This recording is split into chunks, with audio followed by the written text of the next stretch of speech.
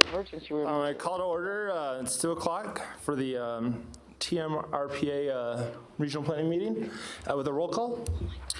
Donald Abbott. Here. Naomi Dewar. Here. Jenny Breckus. Here. Devin Reese. Here. Bonnie Weber. Charlene Bybee. Ed Lawson. Marsha Burke-Bigler. Here. Vaughn Hartung. Here. Jean Herman. Here. And non-voting member Katie Simon Holland. Awesome. We have a quorum, so thank you. We'll do a salute to the flag. If Commissioner Hartung will lead us, please. Thank you, sir. I'd like to. Would you please join me while we salute the greatest colors in the world? I pledge allegiance to the flag of the United States of America, to the republic for which it stands, one nation, under God, indivisible, liberty, justice for all. Awesome. Mr. Abbott, Yes. I wanted to mention that we have Norma Azevedo on the phone as well. Yes, ma'am. Thank you for that. Mr. Chair? Yeah, Norm. No, nice to hear from you. Oh, nice. Thank you. It's nice to hear from you as well. If we can get a motion for approval of the agenda. Moved by Councilmember Reese, second by Commissioner Hartung. All in favor? Aye. Aye. Any opposed? Passes unanimously. Approval of the minutes. Can I get a motion for approval of the October 10th, 2019 Regional Planning Governing Board meeting minutes? Moved by Commissioner Burke-Bigler, second by Commissioner Hartung. All in favor? Aye. Aye. Any opposed? Passes unanimously. Consent or public comment? I have none. Okay. Looks like we're good there. We'll move on to 6A, consent agenda. Motion for approval, or do we need to pull an item? Do I have a second? Second. Motion by Hartung, second by Ms. Burke-Bigler. All in favor? Aye. Aye. Aye. Any opposed? Passes unanimously. We'll move on to business of the day, 7A, Director of Regional Planning pursuant to NRS 278.0266, consideration of the process to appoint a Director of Regional Planning, and I'll pass it on over here. Thank you, Mr. Chair. For this item, we're going to hear from our legal counsel, Jessica Prunty. Thank you, Mr. Interim Executive Director. Mr. Chair, members of the board, this item is before you for your consideration and direction to the Regional Planning Commission to begin the selection process for qualified candidates to fill the Executive Director position of the agency.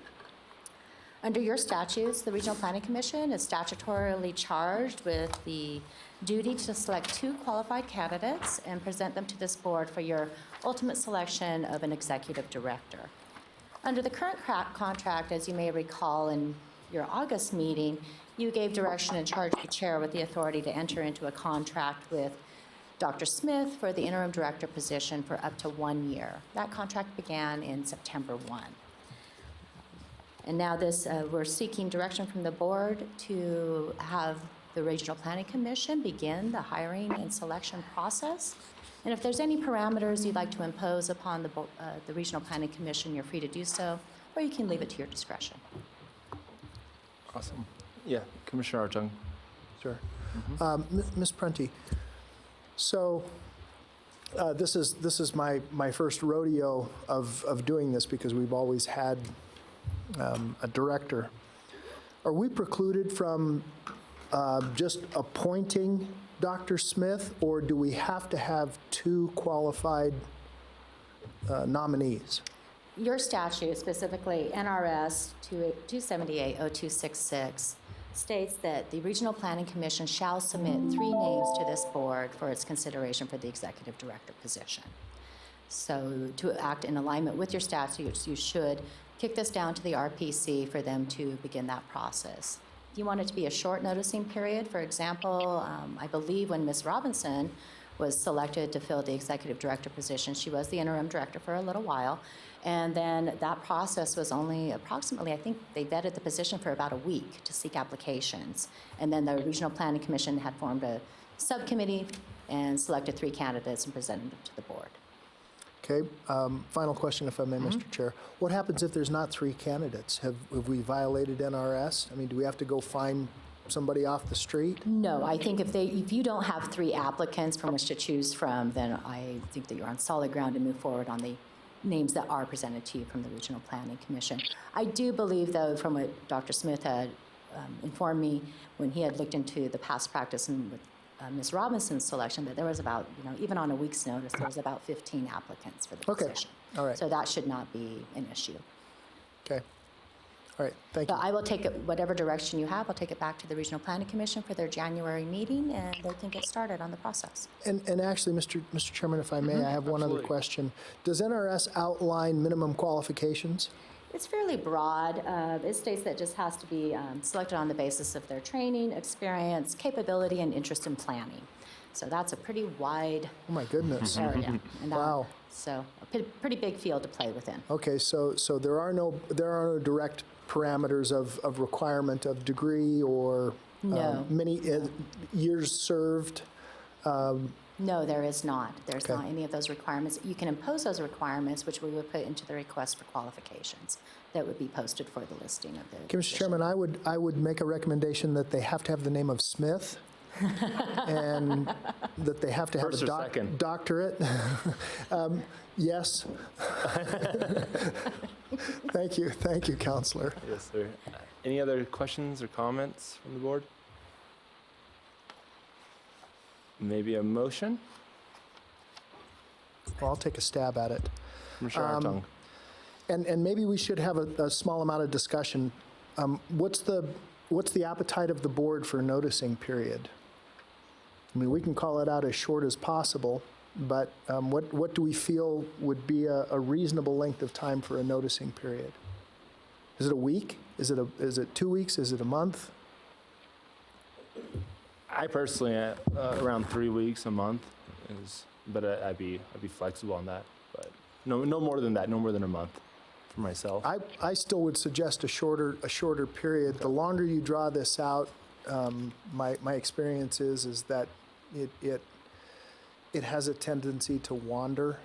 So I would recommend that we perhaps have a 2-week period, a noticing period. I think that's a good idea. It's just this is just discussion. I'm asking before I try to make a motion. I'm just trying to get some feedback. Ms. Breckus? You know, the agency just went through a pretty big effort of the plan. I see a lot of asks on here from the interim director, budgetary-wise. And I think maybe a period for him to understand if this is the agency he wants to head up with the resources that he wants to do the job. Because, get a feel for it. Because there's some statements in here about how this is, the agency of the planning agencies that doesn't pay the best. There's a lot of, it's a hard market.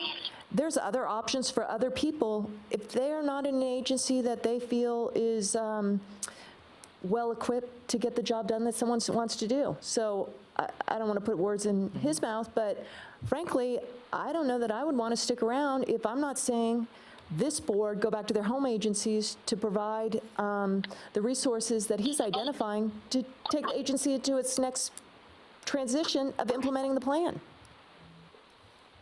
Gotcha. Advocating an interim position. Okay. I'm sorry, say that. You're advocating what? An interim position, Okay. not going straight to advertisement. Let's stand up an organization that anyone who's applying can understand what they're walking into. Okay. Okay, I'm gonna play devil's advocate, if I may, Mr. Chairman. Yeah, absolutely. What would the length of being an interim be? What would we call out as a length of time? Would it be 6 months, a year? What's the suggestion? 90 days? Yeah. To the board. I mean, let's define interim. If we're going to say we're not going to advertise this right now, we're going to ask Dr. Smith to maintain his role as the interim. How long should he expect to be maintained as the interim before we advertise and go out? I think the fair period is until we sew up the budget. And so he knows, we've gotten through that process. And remember, it wasn't the easiest process last year. Y'all remember that one? The meeting we had over at RTC? Let's sew up the budget and then advertise. And he and any incumbent knows, or any applicant knows what they've got to work with in the next year. Budget-wise. Yeah, because the budget was up to do the regional plan, and I'm seeing a lot of questions on the conversations with the managers and so on that, where do we want to go? I have some ideas, and I think we're going to get there too, so. So I think your interim expires in 9 months, 10 months? August 31st of Okay. 2020 is when it would expire. It's up to 1 year. That can be changed and modified, extended upon mutual agreement. Okay. Okay, well, I personally, and with all due respect to my colleague, I would prefer to put a time on it, and I'm okay with August 31st, 20 of saying that, rather than trying to tie it to a new budget. That it may or may not come into play. So I would make a motion that we maintain Dr. Smith until August 31st of 20, or should we, let me stop. Should we bring it back at, say, in July, at our July meeting, so that by August we have Sure. a So we can decision? give direction to planning, or Correct. RPC? Correct. And so that way we're not looking at amending your contract for the Well, interim, right? and- We can and probably that- get something done by then. And that way, we don't have a gap to fill. Yeah. Okay? So at our July meeting, Ms. Prenti, is that, That's perfectly acceptable, but you do not have a regularly scheduled meeting in July. It's in June, and then you have one in early August. okay? So June? Yes, the June meeting. So I would make a motion that we maintain Mr. Smith's contract until June of 20, when we can bring it back as an agenda item, and seek a permanent director. I'll second that. And so just for sorry. oh, you're fine. Just for clarification, so we would bring it back just like this item. So we're looking to give direction to the RPC, and then we would talk about, do we want to do 2 weeks or a month? We'd have that conversation at that meeting in June or July. That's what I would contemplate, Okay. Mr. Chairman. Sounds good. We have a motion and a second. Any more discussion? Looks like none. All in favor? Aye. Aye. Any opposed? Oh, sorry. Any opposed? Passes unanimously. We'll move on to 7B, presentation, discussion, and possible direction to staff regarding the fiscal year 2020 to 2021 budget. Mr. Jeremy. Thank you, Mr. Chair. Jeremy Smith for the record, interim director. So this will be the second kind of preview of budget assumptions that we've taken a look at. I will say that I feel a bit like an archaeologist, right? Getting in there and trying to uncover exactly where everything is. But so far, everything is looking really good. So I'll show you what I got to with my most recent research. As we know, funding is outlined in NRS such that it is shared across the 3 local jurisdictions based on membership on this board. So 40% City of Reno, 30% for City of Sparks, and 30% for Washoe County. I've had the opportunity to meet with the city manager of Sparks, talk on the phone with the city manager of Reno, and meet with assistant county manager from Washoe County and get feedback regarding some of the initial assumptions I provided.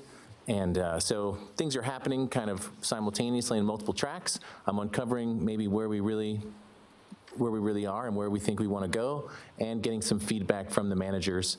It's contemplated in this item that I would continue that conversation, and then we would have one more meeting where we all get together and sort of finalize the assumptions in advance of the February Regional Planning Governing Board meeting, where we would put the budget up for final adoption. So this is basically unreadable at this scale, but you have it in front of you. This is the budget to actual for the last fiscal year. We've scheduled the audit for that fiscal year to occur next year in February, so that's on track. You can see that we basically came in with expenditures a little higher than our total revenue, causing us to eat into the fund balance at that time, which was around $142,000. That left us with a fund balance of around 73 that we started this fiscal year with $73,000 fund balance. So then we also did a process. I worked with Connie Boyd, our bookkeeper on contract, to come up with a fiscal year 2019-20, this existing fiscal year, estimate to complete. So what would we need basically to spend to get us to the end of the year, and where will we be then? And what really came through on this research was that, for the past 3 years, this year included, the jurisdictions have been kicking in terms of the regional plan updates, some additional funds to support that project. In the first fiscal year, so that would have been 17-18, we used every penny in service of our consultants that were helping us with the plan update. In the following year, we used roughly 80% of that, leaving a little bit left in that fund balance. And to date in this fiscal year, we have not used any. And so my initial assumption back in October, before I really got into the trenches, was that maybe we would need that money again to support those three initiatives really that came out of our new regional plan update: Public Infrastructure Investment Plan, Natural Resources Plan, and the Truckee Meadows Annual Report. I think given that we have that money coming in for implementation in this fiscal year, my strategy in the budget that I've proposed would be to not ask for more of that money, right? And to just use the funds that have already are in the process of being dispersed to support those projects. And in fact, possibly do that starting in the next fiscal year, the 2021 fiscal year, and I'll explain that, but basically we have some stuff we need to take care of in the near term that is a statutory obligation, as well as some of our data work. So, going on to that preliminary budget, again, pretty unreadable, but it is in the packet as an attachment. Just wanted to make sure you guys had as much detail as possible. We're looking to ask for a 5% increase in the base allocation from the jurisdictions. In conversations with the managers, we had talked about, maybe a 2.5 is more appropriate. That was at the same time I was also asking for 115,800 additional. So I think what I'm really trying to do with the 5% increase and working on that base allocation is to create the agency's budget such that it is sustainable without additional project funds. That's kind of something that seemed a little bit alarming when looking in there. So basically we have the 3 jurisdictions contributing. We also are anticipating that we'll continue to work with the RTC. They've committed to $75,000 of revenue in that fiscal year to support our consensus forecast, which then informs their regional transportation plan. Further, I've talked with the Western Regional Water Commission, and they've been a longtime supporter of our agency as well, and they're committed to around $15,000 with some potential that's actually not included in here to support the Public Infrastructure Investment Plan. Maybe there's some more in there. To date, we have not accessed any of the NDEP monies in terms of the Source Water Protection Program, but we do have the potential to access $25,000 there, and that would be to support basically an online viewer which identifies areas of concern for source water protection, so that we could put that in the hands of planners at the local jurisdictions, and they would have that information available to them online at the time they're doing plan reviews. So that is also in there, but we haven't used any of that yet. I'm gonna move on from this tiny thing to talk about some more of the assumptions so that we can actually read them. All right, so the 5% increase, I covered that, no additional disbursement. I don't think we're gonna need it, but I don't wanna say for sure, absolutely, we don't need anything. It's possible we might need some additional funds to support that. If that's the case, one of the great ideas that came out of the conversations with the managers was possibly project funds could be put into like a segregated account such that there could be a review by the jurisdictions as well as how that money is being spent. So that's kind of one idea there. We talked about the shared work program. Okay, so use of existing RPE monies to support RPE work plan. That's in the work plan forecast I've got in there. How will we spend that $115,800 that we got during this fiscal year to support the PIP and the NR plan? And then the next one's pretty important to me.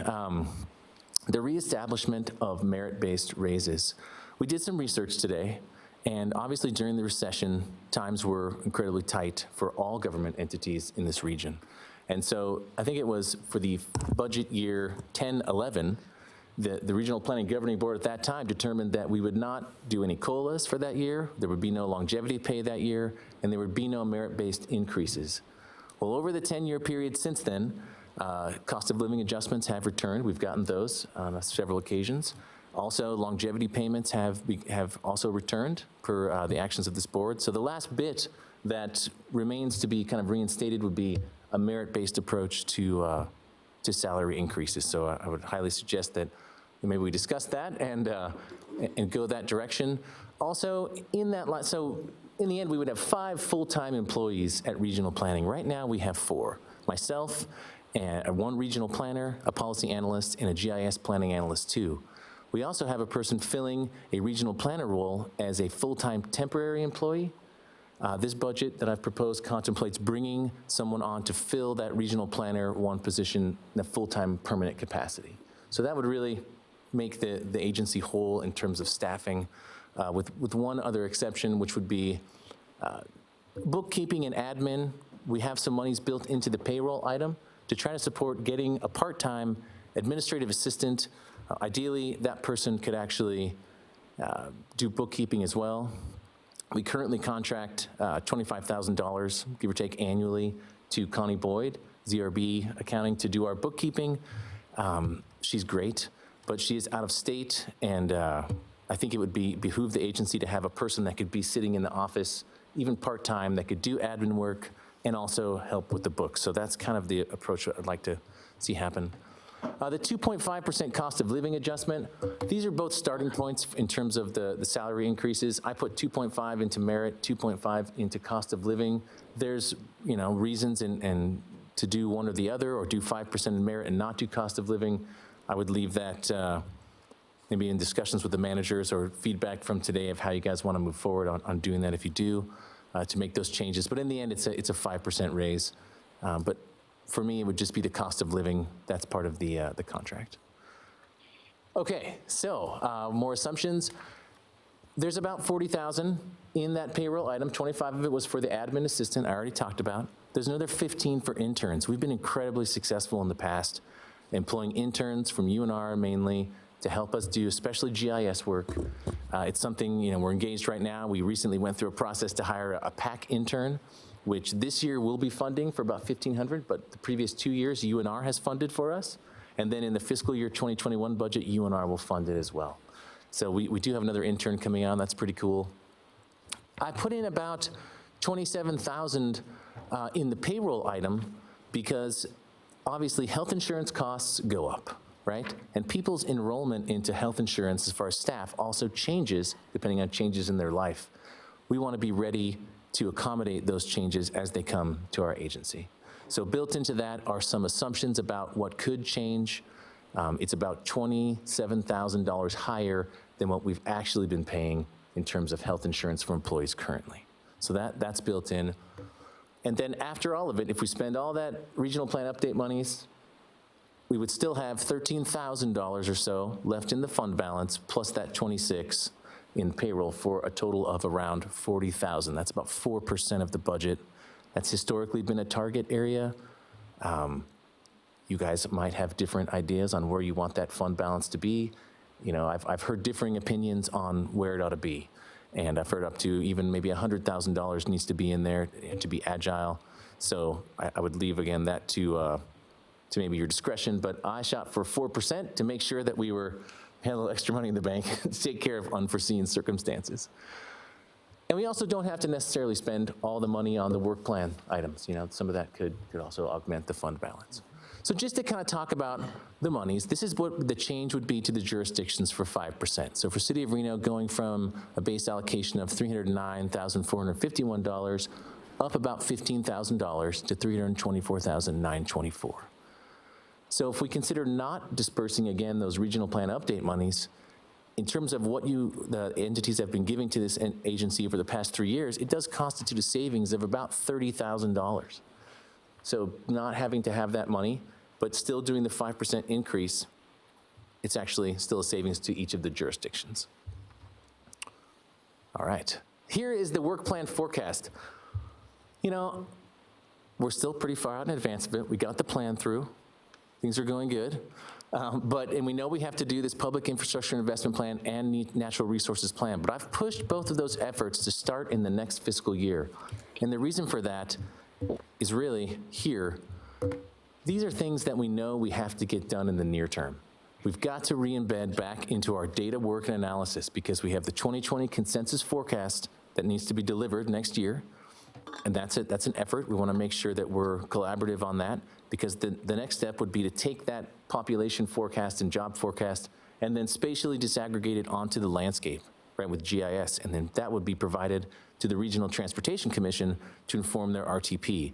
Again, we want to make sure it's a collaborative effort where all the local jurisdictions and affected entities are participating in the assumption building around that spatial disaggregation. So that's going to need to be something we're going to have to start focusing on really ASAP. And that data work also helps us to complete our Truckee Meadows annual report. That's something that we promised we could do, and I know that we can as a result of our new plan update. And it's a way for us to start really having a baseline to analyze cumulative impacts of our development decisions. So it's a super important component of where we're going. So I'm advocating that we focus in on that data work, and then further, we've got a 6-month review period for all affected plans of the regional plan. So that includes the 3 master plans of the jurisdictions, the regional transportation plan, regional water management plan, the school district's facilities plan, and a facilities plan from the airport authority. We've received all of those plans to date in the office, stamped them all in, and so the clock has begun ticking. We have 6 months to review them for conformance with the new regional plan. And that's something that we just absolutely have to get done. So those are the 2 things that I think are our near-term priorities.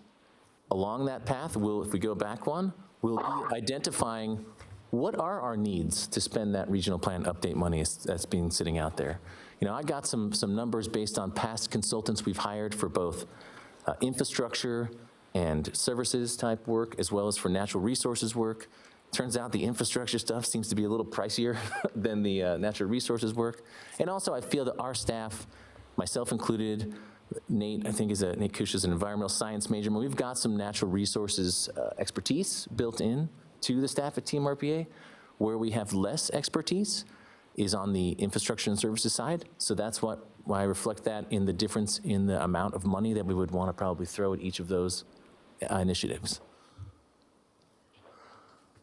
Okay, so with that, that's pretty much where I was able to get to. Obviously want to have another meeting with all the managers together based on the results of today's conversation that you have and the direction we get.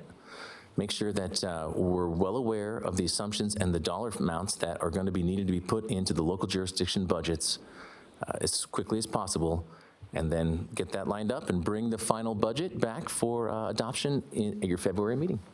Awesome. Thanks, Mr. Smith. You're welcome.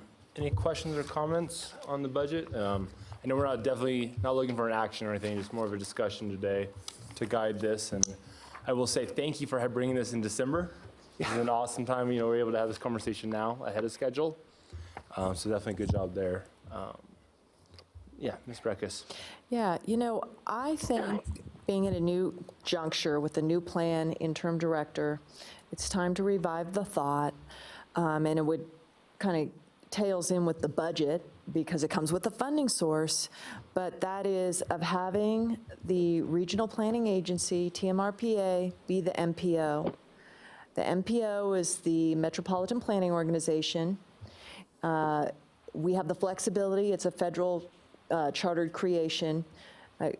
Comes with federal funds. It goes to RTC. RTC's rather narrow in their focus because they're transportation, right? And the metropolitan planning of the region is more than just transportation. It's all the full scoping that we look at. And it could dovetail with our statutory and our MPO, and federal dollars come forward each year to do the Unified Work Program, which are these sort of plans. And sometimes I think it may be that RTC's been putting that money over. Also, because RTC is what's known as a grandfathered MPO, it's a very small outlier of all the national MPOs. The USDOT did a study of that several years ago, federal.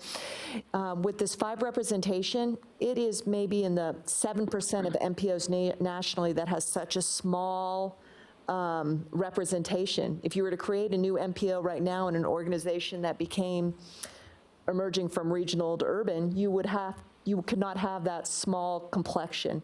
So I've always felt that this should be the home for the MPO. It was on the table many years ago. I don't know, none of you were around. I think Bonnie Weber probably was around the last iteration. And I think it's something to bring on the table, and I think the board should ask to have that tickled a little bit to see what that organization would be like and noodle on that, because it always did have merit. And it would certainly stand up this organization in the way that we're always struggling to do and give it the resources to do what we always want. And so that's one comment. Another comment is these two plans. To me, they were the hang chad on why the regional plan was defective. And I understand we need to go there, but I would almost two-step it very closely and tightly with the board, even though I know RPC is the keeper under the statute of the plan, to tighten down the scope and the expectations, the values clarification piece with maybe a consultant, like a one-step consultant, so we all know what we're signing up for, and we can refer as we go through that planning process to that. So that's two concepts. And then the third concept is, who's your parent organization of the special organizations? Is it Reno? Like your healthcare and? Yes, so the city of Reno is we're on that group health plan, Okay. and our FSA is through the Truckee Meadows Water Authority. Okay. The healthcare was a big jump, and I appreciate, I'd like to see maybe the benefits that go with these positions, because I hear the pay is less, but if the benefits are richer, and I think Reno, you're tagging with Reno's, like to see that. And also, do you guys have steps on your personal classification? Yes, we do. We have steps, but at least, I started in 2011, so they were frozen. My understanding is that there's 5% steps in each range. Okay, so that would be the merit, would be moving people up on those steps. Correct, yeah, with the performance evaluation and goal setting. Okay, so the MPO, scoping out these plans, kind of two-stepping, some board work, and then just. And I think, Jenny, on the health, and I'm misspoken, Mr. Smith, correct me, I think they're trying to plan if there's a family, say if there's just a single bachelor that gets married and has kids, Yeah. that's going to go up. And so I think that's what that increase to the health insurance budget item was a rainy day if the families grow.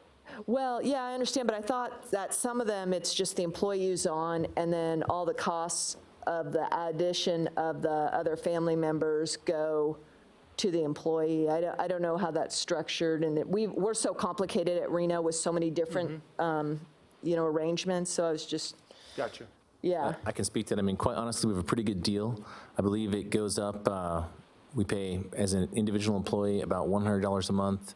To put a spouse, it's $200, and then to add the family, I think it's an additional $100 each, or maybe just one more $100. But the costs, obviously, to put all those people on the plan kind of go up almost exponentially. So we did exactly that, look at the liability of folks that are currently either not insured through us or insured as a single employee. We looked at some of those potentials to change. We actually had a doomsday scenario built up as well, which was like costs go up and everybody goes to the highest level. And so to make sure we knew where that would take us. So you track with Reno's, okay. Yeah. Mr. Hartung? Thank you, Mr. Chairman. And I'm not sure whether I agree with an MPO. I mean, I just pulled it up on Wiki, and it says a metropolitan planning organization is a federally mandated and federally funded transportation policymaking organization in the United States made up of representatives of local government, governmental transportation authorities.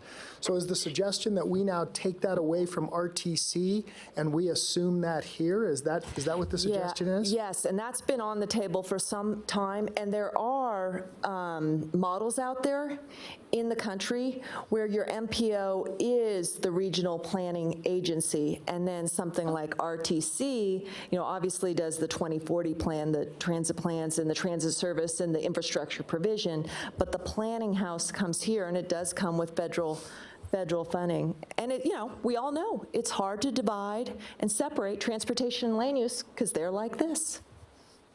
And this idea has been on the table before. Maybe Ms. Simons remembers. Perhaps I can have the floor back. yeah, I won't be supportive of that. So that's just, I'm just one member, but I appreciate it. Thank you, Mr. Chairman.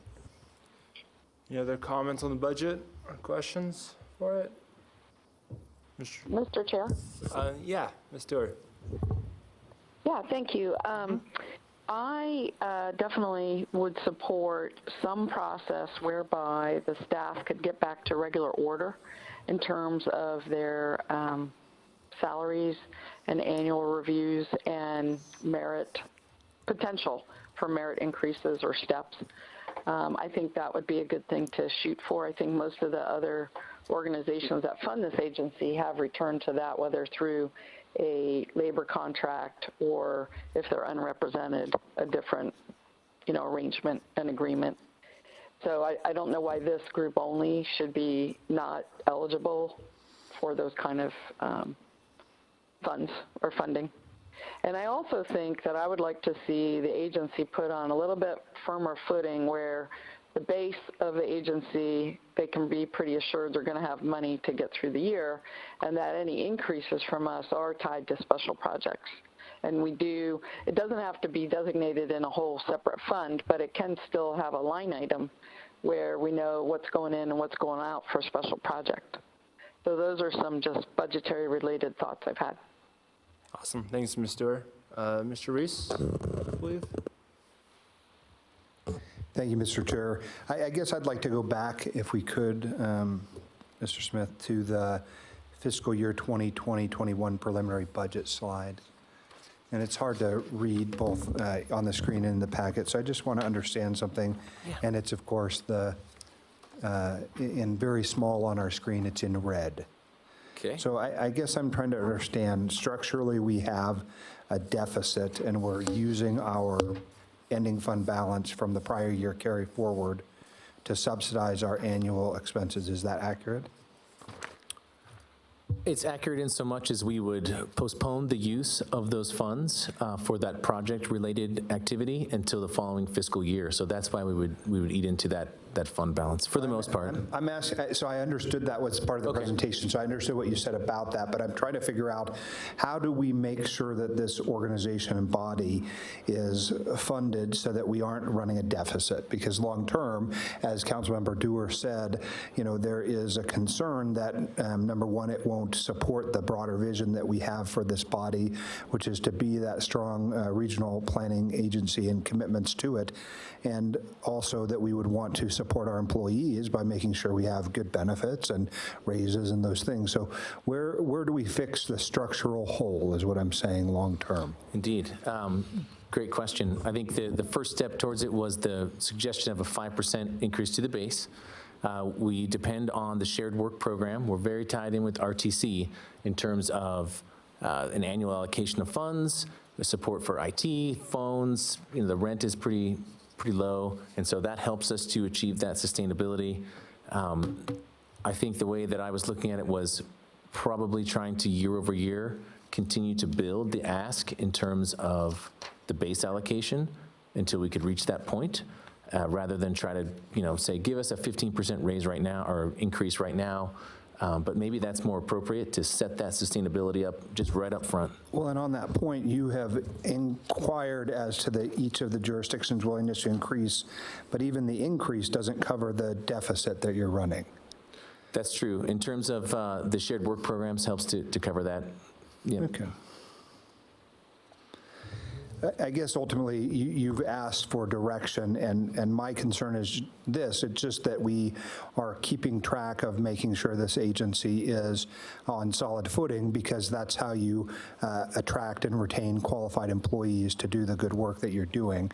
And so I want us to make commitments to one another and to the public that we are willing to do that. And so when I see a deficit that is somewhat concerning to me, it's not certainly, and it's not unique among agencies. Other agencies certainly have deficits, but the question is how to close them. And if it's an accounting method, but whereby you're carrying forward monies from prior years, or you're not charging back costs related to a particular project from a future year, those are just structural holes. And so our policy objective as a body is to figure out how to fix those. And so it's a deeper question than obviously we're going to answer today, and perhaps it's part of the more broad budget setting goals. My commitment to the body is to make sure that we are on solid financial ground, and so I will just say and leave it at that, and leave it to my colleagues to think about any other issues involved in that. But again, I thank you for the time that goes into this. I know it's difficult. Your staff is working with limited resources, and I thank you for the presentation because it is comprehensive. I'll be interested to see how it moves as you work through the staff's levels of it, the project. Thank you. Awesome. Any other comments, questions from the board? Mr. Chair, Yeah, yes, ma'am. you know, I think I want to take off where Mr. Reese left off, and that is that I think he hit it on the head in terms of the structural deficit. In other words, I don't think we're set up for success at this point, and what I would not want to see is sort of underfunding of an agency, which then leads to insufficient staffing and sort of a downward spiral where people are overcome with the assignments, annual report, this report, the 6 months analysis, et cetera. And we get frustrated as elected and then blame or hold accountable the agency, which has been underfunded from the day one. So I think that then we would be saying, well, we should just get rid of this agency because it's not working. And I don't want that to happen. In other words, because of that. If we want to make ever a decision like that, it should be on its merits and not because we've created that. And so following up again to Mr. Reese's comments, I would like to see our board sort of set forth some policy directives. I mean, the managers do or act as we direct them or ask them to do as a body. And, I would, for one, would like to have a conversation with our manager and express our support for the agency and making sure that it's down, on firm footing. So maybe that starts with us. I don't know. So I'll yield back. Awesome. Thanks, Ms. Stewart. Yeah, Ms. Brooke-Bigler. Thank you, Mr. Chair. So I think it's important to spend some time thinking about how do we make this agency whole? What is it going to take to make it whole? And if the managers, the two city managers and the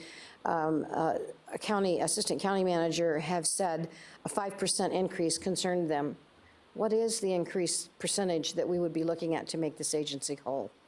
And I think that's something that needs to be put before us, because I agree, I don't like doing deficit budgeting. And it concerns me that we have an agency that has a job to do and has been very effective at what they're doing, and we continue to deficit budget this agency. So that concerns me a great deal. So I think maybe what we might need to see from you, Mr. Smith, is what do you think it will take to make this agency whole? And I do understand Ms. Breckus, Councilwoman Breckus's position. I tend to lean towards Commissioner Hartung's concern about taking it away from the transportation agency, because that's really what the that's really what the TMO is all, or whatever. I get the letters all screwed up all the time, but that's really what it's all about, is about transportation in our community. And I am concerned that we as this agency don't try to take over responsibilities of other agencies when we can't even afford the responsibilities we have before us today. So, I think that maybe, Mr. Smith, what you need to bring back to us at our next meeting is, what would it take to make this agency whole and workable? Absolutely, Mr. Chairman. So, Jeremy Smith, for the record, I really appreciate all of that feedback, and that definitely was the goal, to move in that direction. And actually, I got some really good advice from Washoe County staff with regards to 5-year budget planning and looking out, 5 years and forecasting those costs and having that kind of rolling budget. So I can commit to, number one, determining what sort of increase would be necessary to make us completely sustainable, without any additional project funds, if they're not specifically for a project, and then also bring back a 5-year outlook. Yeah. Ms. Bybee.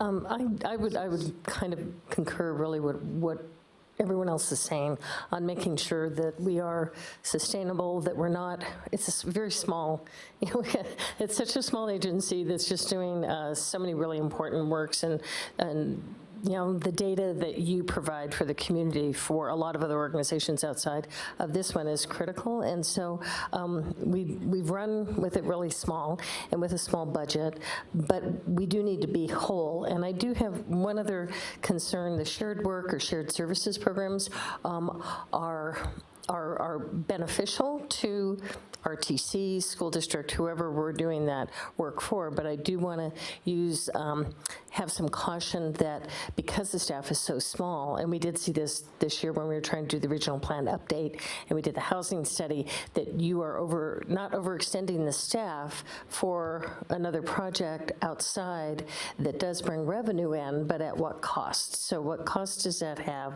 to your staff and to the work that needs to be done that is, Truckee Meadows Regional Planning Agency's responsibility and ours to oversee, to make sure that we're still getting that work done, to kind of really evaluate any shared services proposals that come in, what kind of revenue they would generate, but what kind of staff time that they would take away that might impact the other work that needs to be done. So kind of just a caution on, as you look at that, I love the fact we can bring in the revenue, but and weighing that, prioritize that and weigh that, if it's beneficial or not. Thank you. Yeah, Ms. Burberry, go ahead. Thank you, Mr. Chair. One other thing I think it's important for us to remember is that we don't have the authority to just disband this group. This is a statutory agency. And as a statutory agency, I think it's incumbent upon us as the three municipalities who are directed by the statutes to keep this agency going, that we have to fund it at the level that the statutes are requiring us, and that's to keep the work that this agency is supposed to be doing whole. And so, if the decision is, let's just set this agency aside and really not give it enough money to do its job, then why don't we just gather as a group and go to the legislature and get the law changed so that we're not really breaking the law as the three different municipalities who are not living up to the terms of what we are supposed to be doing per the statute. So that is, I think I've said enough. I think that continues to say what my concerns are about not funding this agency the way we're supposed to. Mr. Reese? Thank you, Mr. Chair. I want to return to my colleague, Councilmember Breckis's thoughts, though, about the MPO. In part, that is motivated by a desire to see the body be on stable footing financially, certainly. And so I don't think it's easy to, or I don't think it should be dismissed out of hand. I think it's worth the explanatory or exploratory look-see at what it entails. Ultimately, its relationship to other transportation entities in our community is part of that discussion. But there is a sort of a federal dollar and price tag that comes with being that. And so, it's a very broad vision. It's not certainly something we're going to figure out today.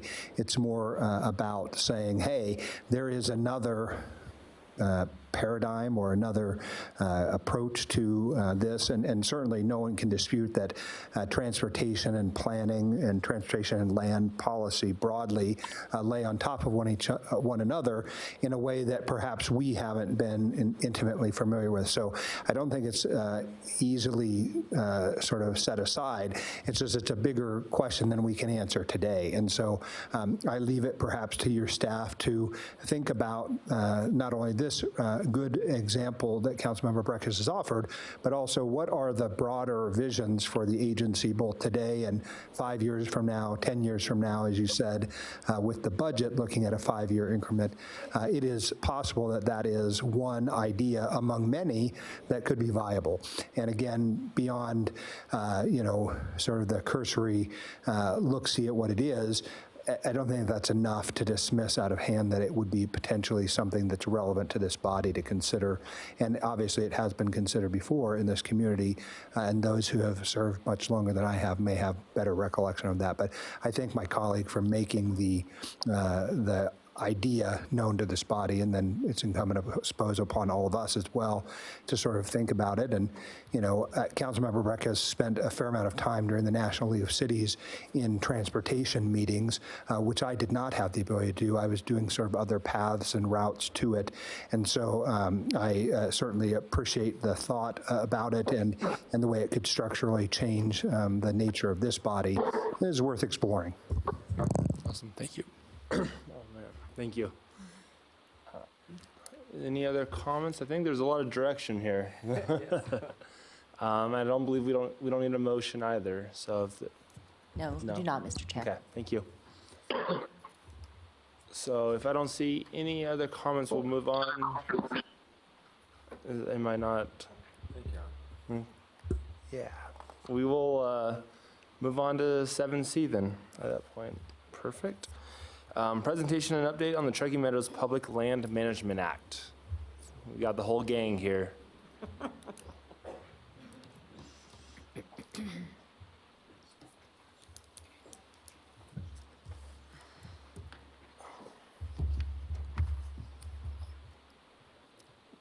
got slides.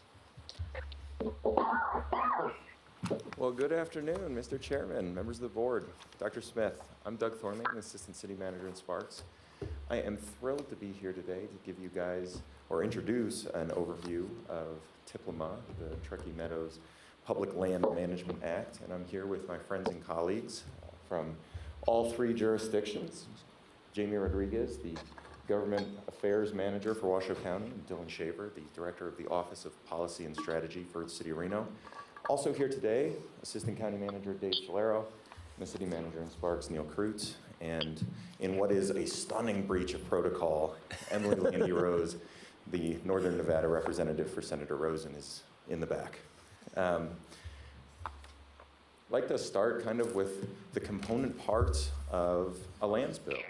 And there are two, even though there are 3 bullet points on the screen. But, you know, first, the establishment of a disposal boundary where land can be designated and identified for sale and ultimately development kind of around the metropolitan area. Second, the conservation element, where we really see more work out in northern Washoe in terms of the establishment of wilderness area where there are presently wilderness study areas, the establishment of new wilderness area, or the designation of land for protection through other vehicles. But we also have conservation elements inside that disposal boundary, and you know, Jamie's going to talk about them later, but you can see kind of all the colors on this map, and they all mean something, and whether it's developmentally constrained land because of slope, or whether it's because of some federal designation that makes the land unsuitable for development, or whether it's because we've identified cultural resources in those spaces, there are a lot of conservation elements even within what we've sort of described as area that will ultimately be developed. And as we go through this presentation, I think it's important to remember that this is a 40 or 50 year timeline. None of this is going to happen particularly quickly,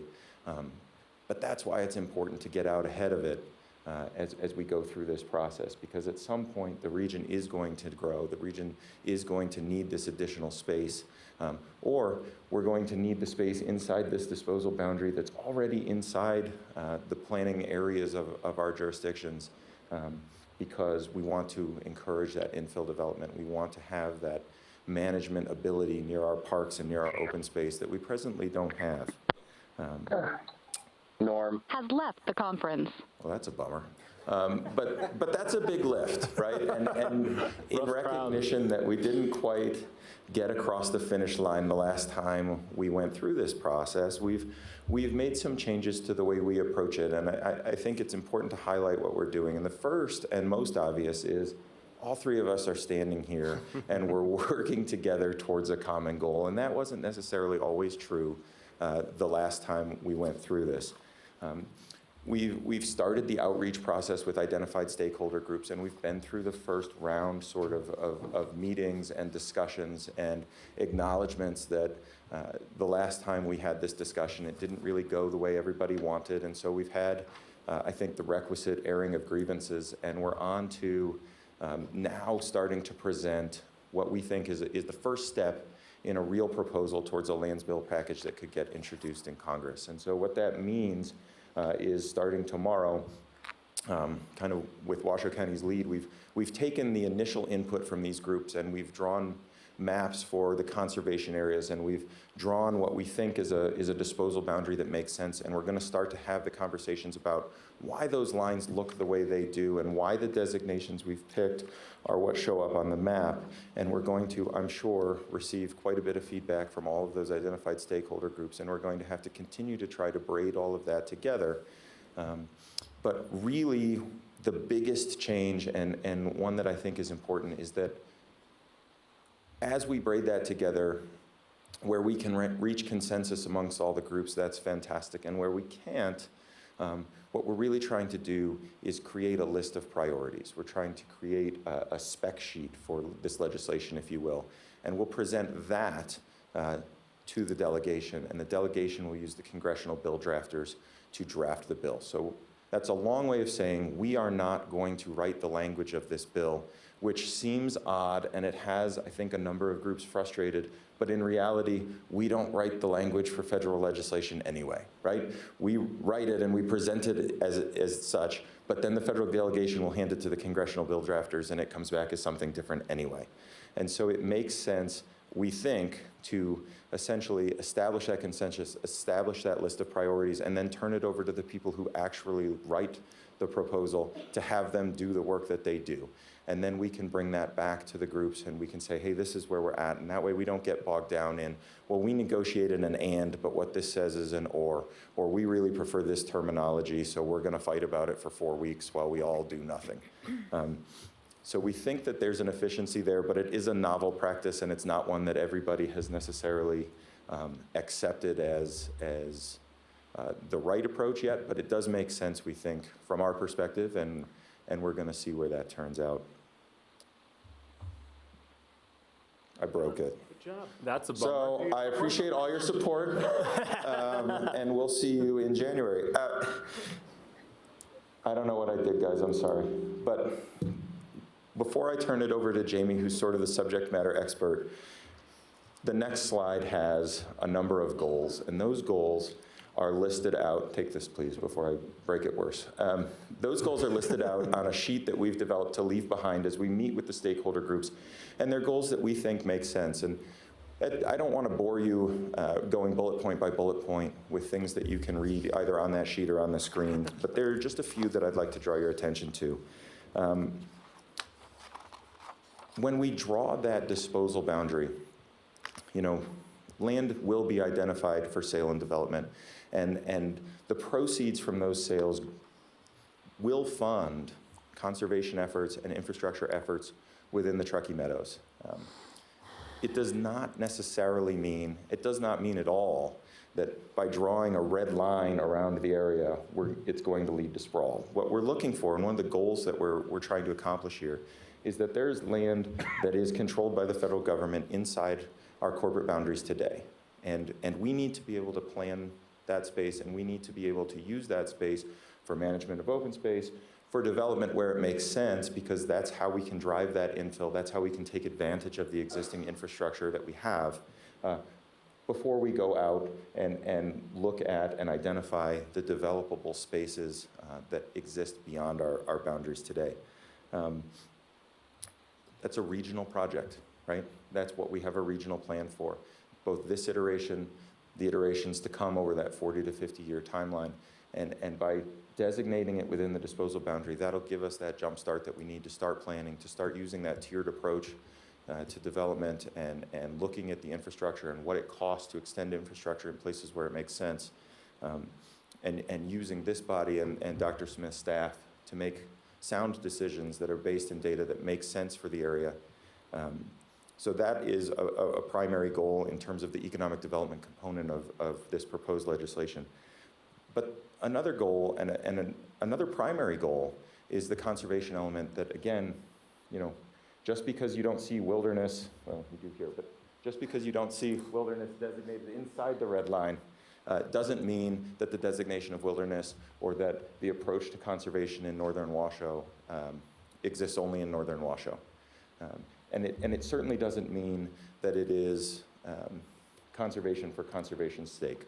What we're really trying to do is make sure that we protect all of those natural resources and natural components of Washoe County that we're so blessed to have, but in a way that makes sense for all users and makes it possible to, continue ranching and other uses in northern Washoe, but in a way that's sustainable and in a way that makes sense from both an ecologic perspective and a management perspective, taking into account, sort of the requirements of BLM and NDOW and wildlife folks, in addition to the broader conservation community.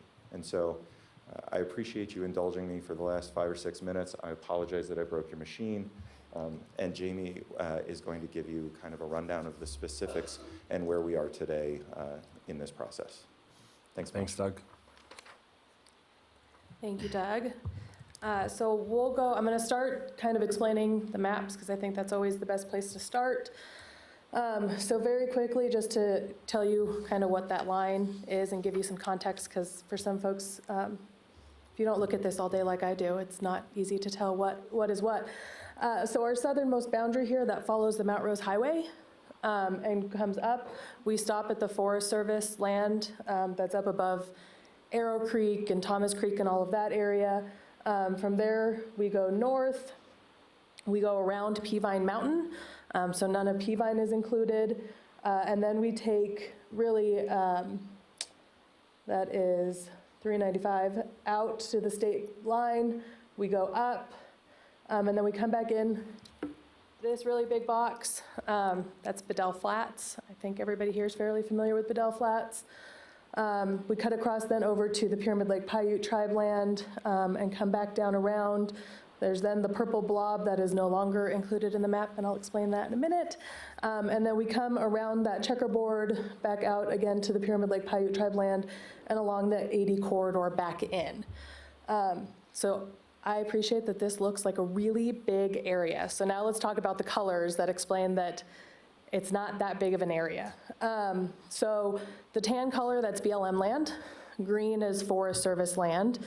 But inside the boundary, we have a multitude of colors. So let's start, the orange is an area of critical environmental concern. That's a BLM designation through BLM review that makes that land ineligible for development. That's a petroglyph area, and that's why BLM has designated that as an ACEC, and so that area is not eligible for development.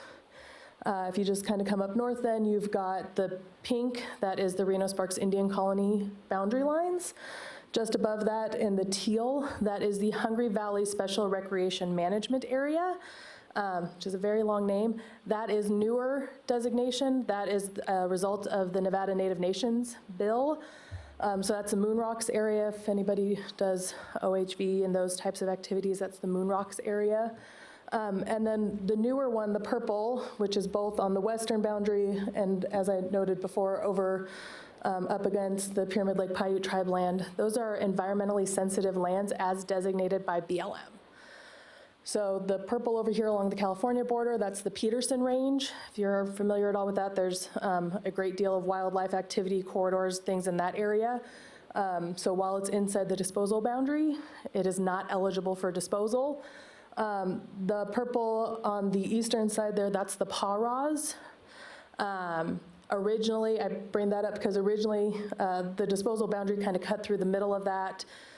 We'd had a multitude of conversations with different stakeholders, understanding that the Pawraws had a designation. The Pawraws could not be sold or developed. We thought potentially there was some land around the Pawraws that would be eligible. We got the shapefile from BLM and said, just kidding. Clearly it is not. And so the boundary line has been adjusted to go around that. And the reason we have not done that on the Peterson Range is these two parcels, those are two parcels. That's not several parcels. That purple doesn't split that parcel. So with lands bills, not terribly dissimilar from regular legislation, you don't want fiscal impact. So if we draw a line through a parcel, it requires a fiscal impact because BLM would have to go out and survey and determine exactly where that line is to determine what's included and what's not included. And so what's easier is to include the entire parcel in the boundary, but then put these restrictions on top of it. So these are all the federal restrictions that exist within the lands bill. And then we'll go into the local restrictions.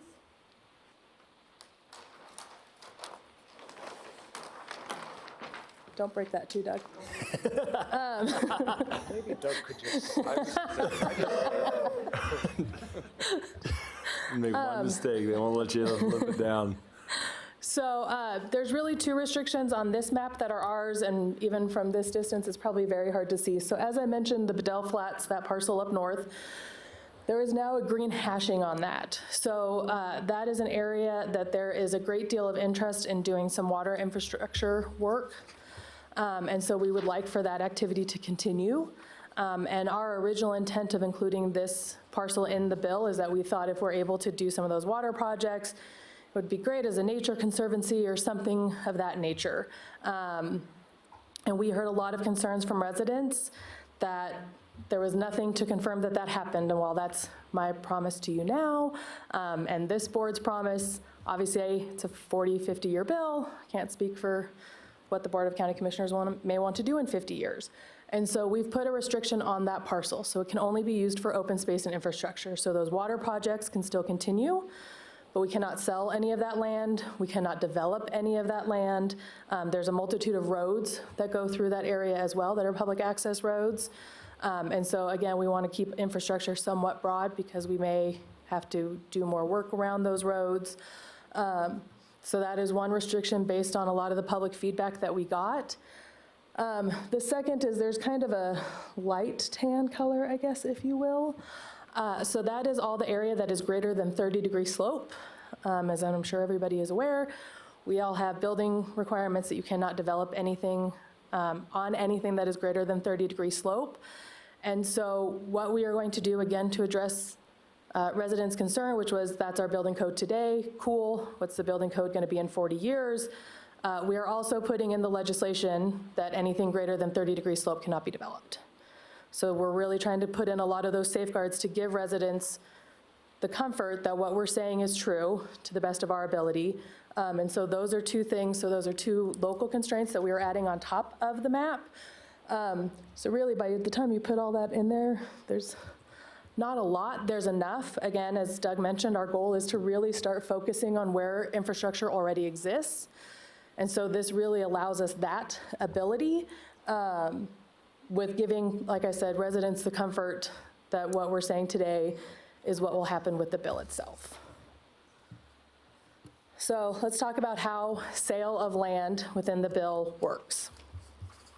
So the way that the process works is local jurisdictions will come forward annually, or at least no more or no less, at least annually. You can come back every 2 years.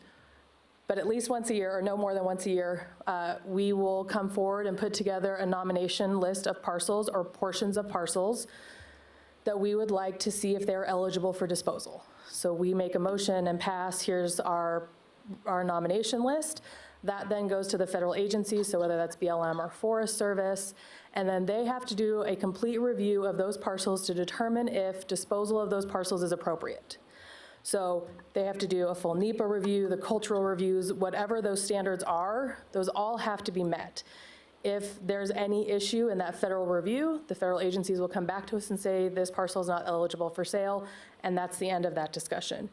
If it does meet all the requirements and it is appropriate for sale, then the federal agencies determine what fair market value is for that parcel. There is then a public auction held. The land cannot be sold for less than fair market value. And then the land can potentially be sold at that auction. I say potentially only because if you look through Snippelma as a great example, they've nominated almost 1,000 more acres over its lifespan than they have sold. So they've nominated parcels, it's met all the requirements, it's gone to auction and nobody bought it. So that's also an option and a possibility that could happen. And then once the parcel is sold, it goes through all the regular development codes that exist. So there's nothing in the legislation that exempts any rules, regulations, or requirements. You do not specify what those rules, regulations, and requirements at the local level are because they can change, right? And then if we have NRS that changes what our development code is, we have to go back to Congress, say, please amend our bill, and it stops the bill wholeheartedly. So the way that you address that is simply stating that it does not circumvent any of those procedures. But you don't list those procedures out.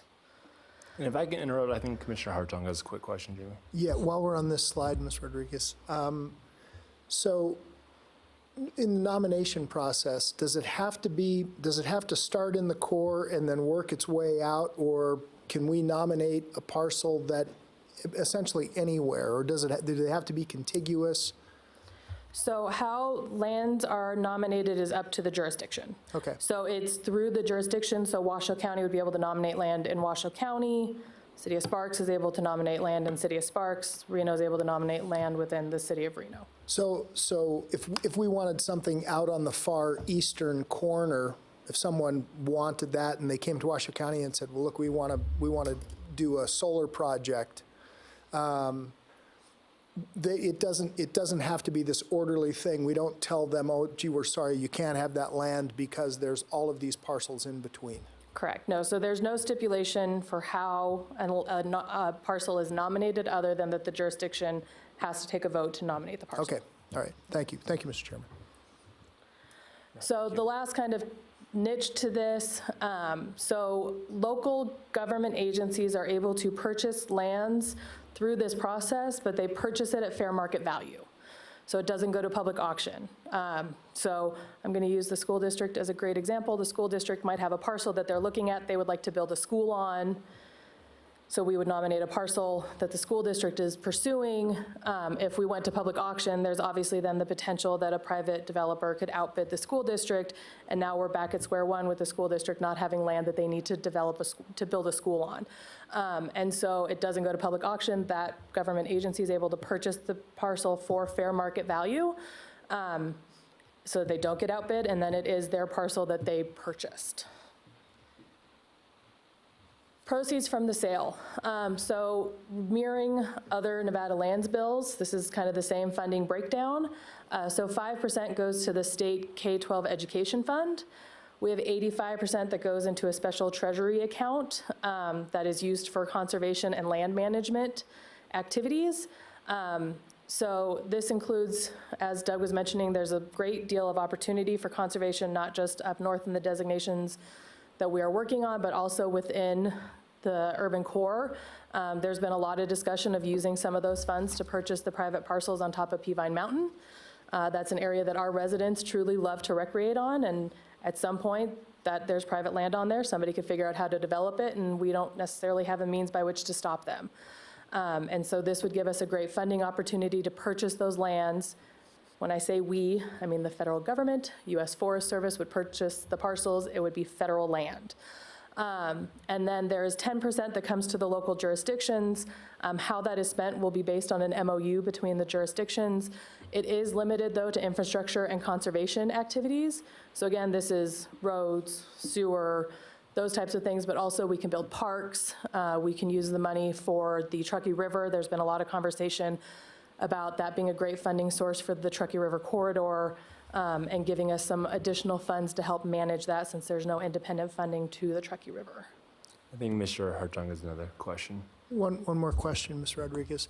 So if we nominate a parcel for sale, is it only the surface or does it include the mineral rights? So it is anything that goes with that parcel. It's anything that goes with the parcel. Okay. Yeah. Thank you. So also included in this bill are some transfers to local governments. So on here you have a list of all the agencies who are currently requesting transfers. There may be more forthcoming, and so what we wanted to do today to present to you all is the request from our 3 agencies, just to give you an idea of what those requests are and what they can be. So a couple of points before I turn it over to, I believe Dylan is first. There are restrictions on these transfers, so it has to go to a public agency. It can only be used for a public purpose. It can only be used for the reason given for the transfer. It can only be held by that agency who requests the transfer, so you can't turn around and sell free federal land that you get. It does still have to have a full federal review to determine if the transfer is appropriate. So there is a potential that despite us having all these transfers listed, that the federal government could come back once the bill is enacted, say through the NEPA review, we are unable to transfer this parcel. We haven't circumvented any of those rules. And then there's a final note down there that says there can be costs associated with the transfer. So I just want to explain that very quickly. That is for agencies who are not requesting an entire parcel.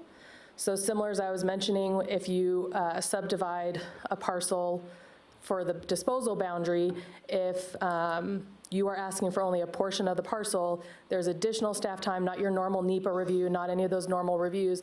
There's additional staff time that's required to go out and survey the land, figure out where exactly that boundary is, and transfer only that portion of a parcel. And so there can be costs associated with that. And I do want to highlight very quickly that only BLM allows for partial parcel transfers. Can't say that 3 times fast, I promise. Forest Service does not allow for partial parcel transfers.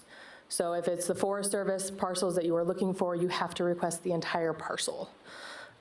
So that's kind of a big overview, and I'm going to turn it over to Dylan. You are up first, my friend.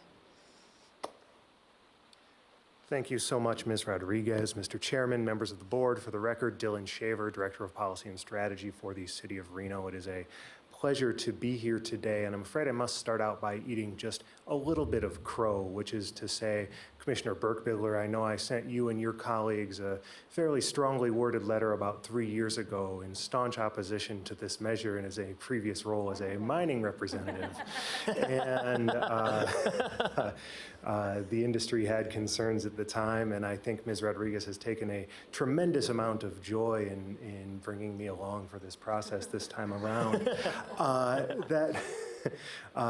That said, many of the objections several years ago from the industry's standpoint, I think the city of Reno had as well, and a lot of that came down to process. And so before I say anything, I owe a tremendous gratitude to our partners at the county and others for taking our concerns seriously and building a process where we've been at the table. And I want to start off by saying that that process is still in its infancy. We have not been at this for terribly long. You know, the plan is to bring a final product to our various elected boards, but at the time, you know, a lot of these issues are still in negotiation. My understanding is we're here because the Regional Planning Governing Board felt excluded from that process was that 3 years ago? 2 years ago. So we are, of course, here just like we are with some environmental groups, I think, tomorrow, and just as, you know, we are with the mining industry on Monday and so forth. So thank you so much for having us. For the city of Reno's interest in this particular measure, we had roughly the same list of parcels that the city was interested in 2017. And those start primarily with a parcel off Red Rock Road in the sort of north end that has been identified by the city for years as a potential space for effluent storage in the long run. Realize what Mr. Thornley said, that we are looking at a bill with a 40 to 50 year horizon. Obviously, the region will not keep growing as we do today, but even to keep up with current growth, we have to start identifying these sorts of facilities. And that has been something that our Public Works Department has had its eye on for a very long time. Further south on the map there, you see a handful of parcels that allow for the expansion of North Virginia Street and more access to our communities in the North Valleys. They're both very straightforward lands transfers, both infrastructure-based land transfers. The more novel thing that comes on the city of Reno, there we go, in the city of Reno's package is a handful of infill parcels that are identified for placement in a City of Reno land trust. And Councilmember Dewar, I believe you were instrumental in creating this concept if you're still on the phone. The idea behind this is we, of course, have... I'm in the phone. I don't know that I was instrumental. I think it was a shared effort here. All right. Well, The thought behind this concept, of course, is we are all experiencing an affordable housing crunch right now. And realistically, we know that's going to end. We don't know when, but there will always be more demand for affordable housing. There will always be sort of a place for us to either use parcels to develop housing or use parcels as a potential trade to induce the development of housing elsewhere. So we have put together a package of parcels, most of which are surrounded already. There are islands within developed areas that would be put into this Reno Land Trust. We have an identified community partner that serves this function. It would be a policy decision from our council to decide whether to set up a new entity for that or use the existing partner. But the idea would remain the same regardless, that this would be a place to hold the lands and then use them for the inducement of the construction of affordable housing within our community. Some of the parcels identified in there, and they're far too small, have also been earmarked. There's one in particular to the north up there that is adjacent to an existing county park. We've identified it as a potential for a utility corridor or perhaps the expansion of parkland. But again, keep in mind, this is a bill with a 50-year time horizon. These transfers, I think last time this was up, the community got a little concerned that everything proposed in the bill would happen tomorrow. We were in one, I think Ms. Rodriguez references this a lot, that we were going to be developing up on the Idaho border. Well, obviously that's a little hyperbolic, but as you can see here, we're really just trying to plan for a pretty significant time horizon, given that these sorts of bills pass through Congress very infrequently. And in fact, many jurisdictions around the state have had these bills pending for several years to no avail. So we're trying to think of something that we can do in almost a one and done fashion that would address a lot of the concerns, a lot of the needs for our community, not just as a city, but regionally, and without having to go back to the table in 5 or 6 years and ask Congress for yet another transfer. From the city's perspective, I think that's my last slide. All right. My friend, the Assistant City Manager. Would you guys mind taking over the PowerPoint? You only have I don't know, it doesn't have to go anywhere, so just. From the City of Sparks' perspective on the transfer request, as Jamie said, when it's a transfer, not a sale, it is use restricted and it has to stay with the local government. And so we have 2 regional parks, and we've identified a parcel there on the western edge of that map that we'd like to use as a cemetery. But going east to west, the larger purple blob at the northern point for the purple blobs on the map is Golden Eagle Regional Park. That is currently operated by the city, but on a lease with BLM. And so in terms of ease of operations, it makes a lot of sense for us to take that space so that we can not have to go to BLM every single time we want to do something to keep that park up and running and being a space that is enjoyed not only by the citizens of Sparks and citizens of our community here in the region, but by people from all over the country in terms of tournament play and visiting what is really a spectacular athletic facility in a spectacular setting. Moving to the west, the next identified group of parcels that we come to is the Wedeck Regional Park, and there are a number of trails. There are a number of kind of features there that are also used by residents here in the community. It's, of course, less developed than Golden Eagle, but it suffers from sort of the same operational concerns, and so for the same reasons, we think that we'd really like to take those parcels so that we can manage it as a park in the same way that we manage other parks in the city of Sparks. And we're very proud of the Parks and Rec Department and the Public Works Maintenance folks who take care of those spaces for us.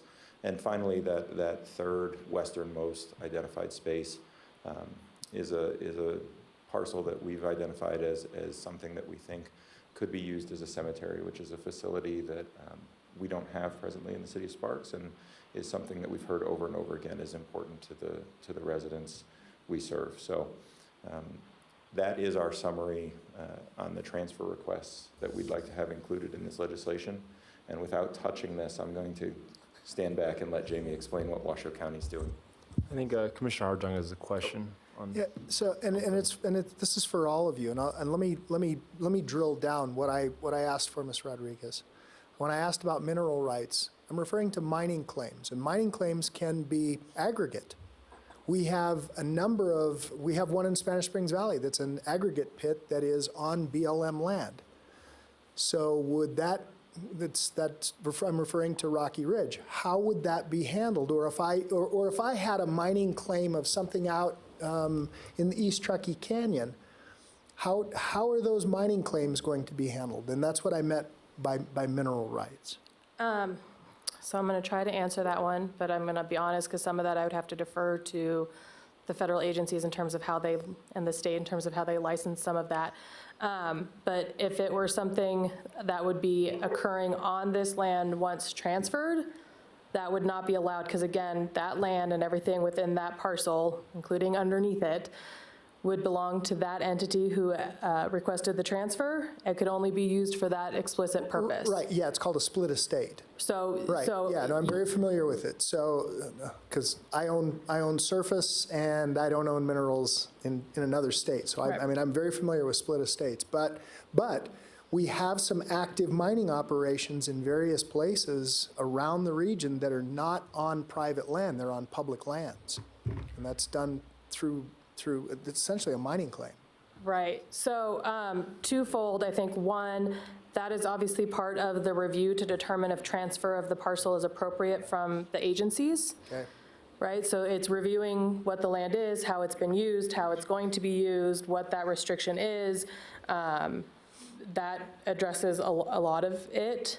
Again, but then going forward from that point, you would not be able to mine underneath the land that's transferred to the entity, because that would not be an explicit use listed in the transfer of the parcel. Well, without purchasing, now see. But you can't purchase the part, you can't, so you cannot purchase sell. a lease. You can't No. purchase a lease from the feds to. So, no, to so go once after the it's, minerals? once it's transferred, you cannot.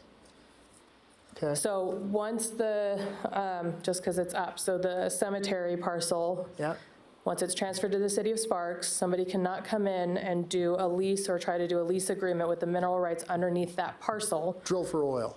Right, because that parcel now is owned by the city of Sparks, and it's owned by the city of Sparks for the explicit purpose of a cemetery. Okay.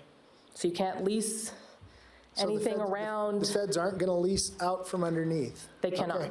All right. because it's no longer federal property for them to be able to issue that lease. Okay. Okay, so I'm going to quickly go through the county's asks, and they are on two separate maps because they're really far apart. If I try to put them on one, you really could never, ever see it. So starting with looking at it, I guess the map on your left here, so there's one blue dot there kind of at the top. That is a buffer to our regional shooting facility. So we would just like to create an additional buffers for management of that land around the regional shooting facility, excuse me. If you go to the second map there, there's kind of a couple of little blobs there that are inside of the disposal boundary. So those are remnant parcels from the Forest Service. So there are approximately 5-acre parcels that the Forest Service has a very difficult time managing because it's non-contiguous, it's surrounded by residential.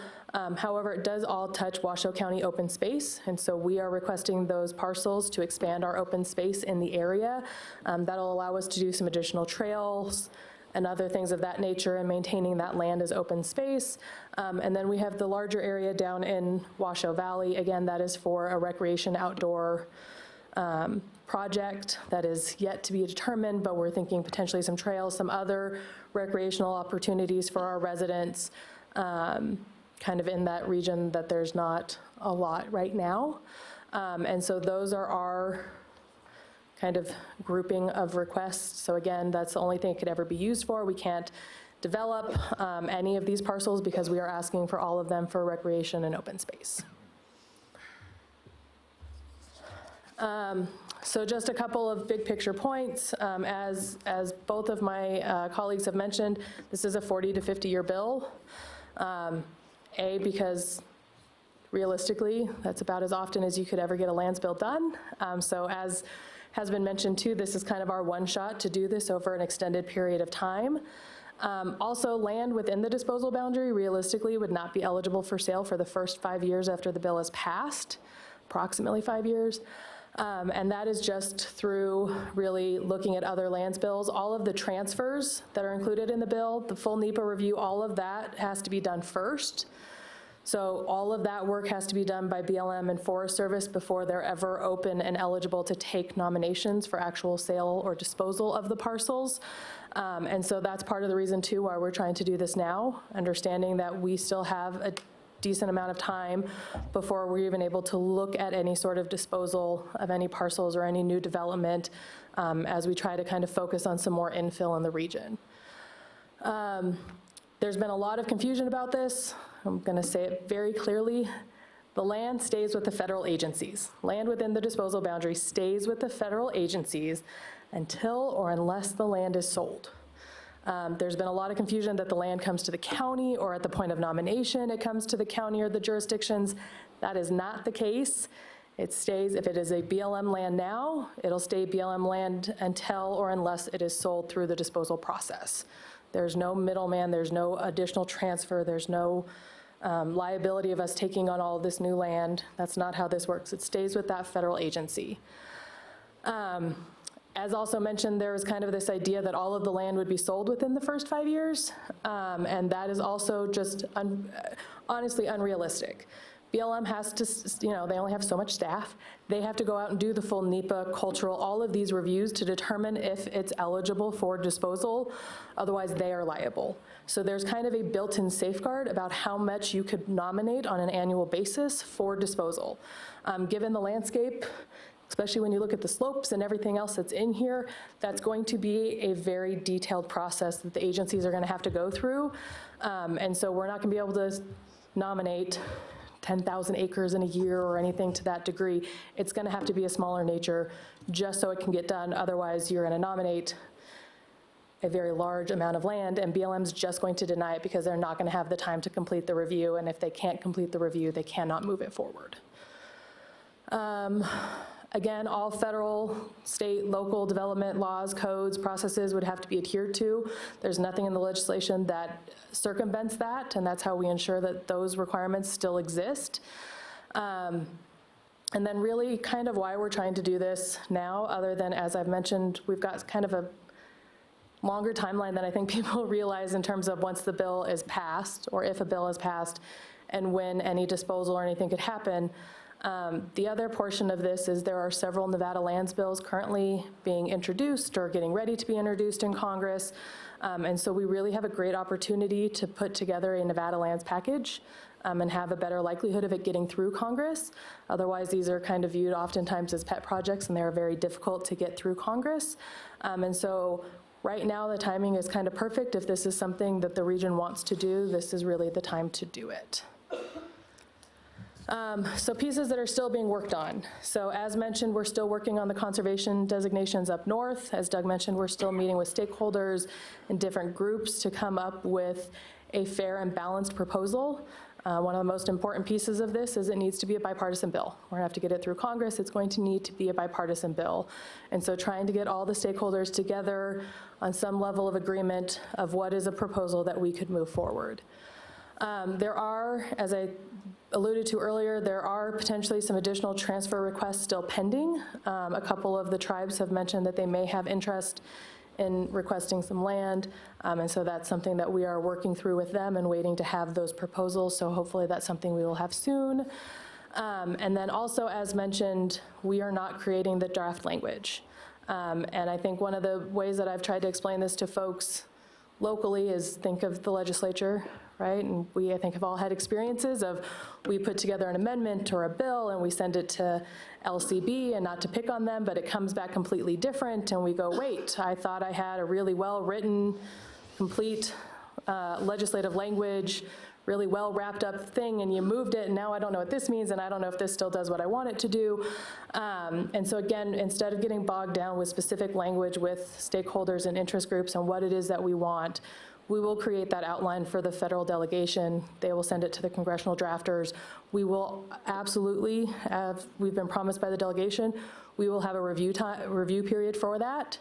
So they will draft the language, we will get it back and be able to review it and say, right, same thing. That's not what I meant over here. I don't know that this really gets to what my intent was and what my goal was, or I don't feel that this is explicit enough, whatever that is. So all of that is still things that are being worked on and will be coming. But I think a really important piece, as Doug has mentioned, there's some folks who have concern that they're not seeing the specific language. And I think the concern is that we're going to send this to DC and never see it again, and whatever happens, happens. I will say that we have been promised that that will not be the case, and that we will absolutely get a chance to review that language before it's introduced and say, yes, this is what we meant, or no, let's try again. So next steps. Again, as we're working on these draft proposals, once we have a better idea and some more understanding from all of our stakeholders, we will be posting it on a public website so we can get public input on the proposals and the specifics of those proposals, concerns, issues, whatever those may be. We will be holding public meetings based on those draft proposals. We will be bringing forward resolutions to the three bodies. Again, especially now that we are not drafting the language, I just want to make sure everybody is aware you will not be voting on language or specific maps. There's a conflict review that has to happen if you voted on a map and then BLM came and said, I have to move this line a little bit because your map doesn't line up with my parcel map. They are no longer following the resolutions that you all have passed, and now we would have to go back and have the entities readdress and pass a resolution. So you'll be passing resolutions based on principles. We are working on what that's going to look like together. They're going to be very detailed resolutions, so probably we're going to have to read them, so for us. Again, once resolutions are done, it then goes to the federal delegation. It goes through a map conflict review from BLM and Forest Service, and then the federal legislation is drafted. And then I'm happy, or we are happy to answer any questions. Yeah, Ms. Breckus. Yeah, thank you. And then I have to depart shortly. I apologize. The Reno Historic Resources Commission always has a conflict, and I'm going to have to leave to get to that meeting. I guess, first of all, I think this is the fourth or fifth time that I've been around that this effort has kicked off again, because I know it happened during my term as a staff for the city of Reno, maybe once, maybe twice. But I was surprised to see this on the agenda. In part, I opposed the regional plan because it said, and I think we should go back to what our plan says, is Reno Sparks and Washoe County should coordinate with TMRPPA as well as the appropriate federal legislators and officials if a proposal for federal lands disposal legislation is made or contemplated. Okay, so I don't know if Sparks and Washoe County governing boards have had this sign on, but I don't think we have at Reno, and I think the last time at Reno we declined. So I was surprised to see this item today, and also I would suggest for transparency and process that when we call it the Truckee Meadows Public Land Management Act, and certainly our logos there, is maybe say a proposal for a, because it doesn't have, what do federal lands have, PLs with them? It's not a thing yet, it is a proposal. So maybe just start by conveying that. I guess some of the questions I've had of why it's always coming up, here we go again, is one, we want to be a big region, do what Vegas did, maybe, I don't know, that's one theory I've had in the past. I think that was maybe more valid before. Now is it, there's some motive for some private activity by someone who wants some land for something, maybe, Washoe County's Tri-Center was what I was thinking last time. And third, it sounds like a fun thing to work on from the staff level too, and, all of us, get to talk to the legislators, trips to DC, maps of that. But I have had I have never had a conversation with any individual who's shown me a piece of land and said, that's good for the city of Reno. I mean, maybe there was one checkerboard one that someone from one of the conservation groups showed me up Thomas Creek. But the more I hear about this, we need, from these that have come forward, like I said, they haven't come to the city of Reno yet, is, well, BLM's multi-use. So if you have a regional park, can't you just get that multi-use agreement with them? I mean, why? We're having a hard time maintaining the parks that we have. Why not work through some of these recreation amenities that the jurisdictions want on multi-use? Or the school district, didn't they just successfully acquire some lands? And Sparks, you want to go in the cemetery business? I think that's great. I think there is a pride thing with cities having a cemetery, but I work with a city that had a cemetery, and they're a lot of work. Big investment, big step, and a lot of people aren't being buried now, but I think that's intriguing. But I don't know, I've never seen a lot of value in this from the city of Reno, and it just looks like a lot of time that our staff, I don't really think has, front and center. And I've never heard of these North Virginia Street properties as being somewhere we should go.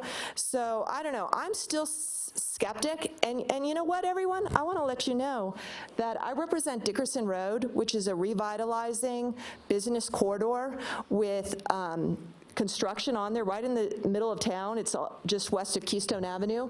And they have a lot of warehouses there with people with up to, millions of dollars of investment in there, these private businesses that are delivering tax revenue to us.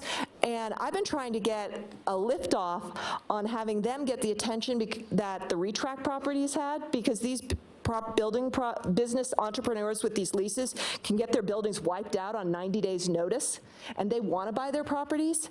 So to me, when we're talking about engaging, on federal issues with land transfers and business transfers, let's up the Dickerson Road revisit that I've been advocating for 6 years, rather than some property that could be something somewhere sometime to some road expansion. So I'm a little unhappy on federal priorities, and I just want to express to everyone an urban need today that our business owners would like. But I'm also very skeptical again on the work on this whole concept, always have been, but I will reserve a day in January to go out anywhere, anytime with anyone. I have a 4-wheel drive, and take me to a piece of property and show me that will add value to the city of Reno. So, thank you. Commissioner Burke-Bigler. Thank you, Mr. Chair. I appreciate this presentation. I think you did an excellent job, and this looks to me like we're moving in the right direction. Once again, hopefully this project will go together. This isn't about the city of Reno. This is about the region. And the city of Reno is just a part of this great region. And although it's a beautiful part of it, it's just a part of this region. And what we are looking here is regional growth in the future.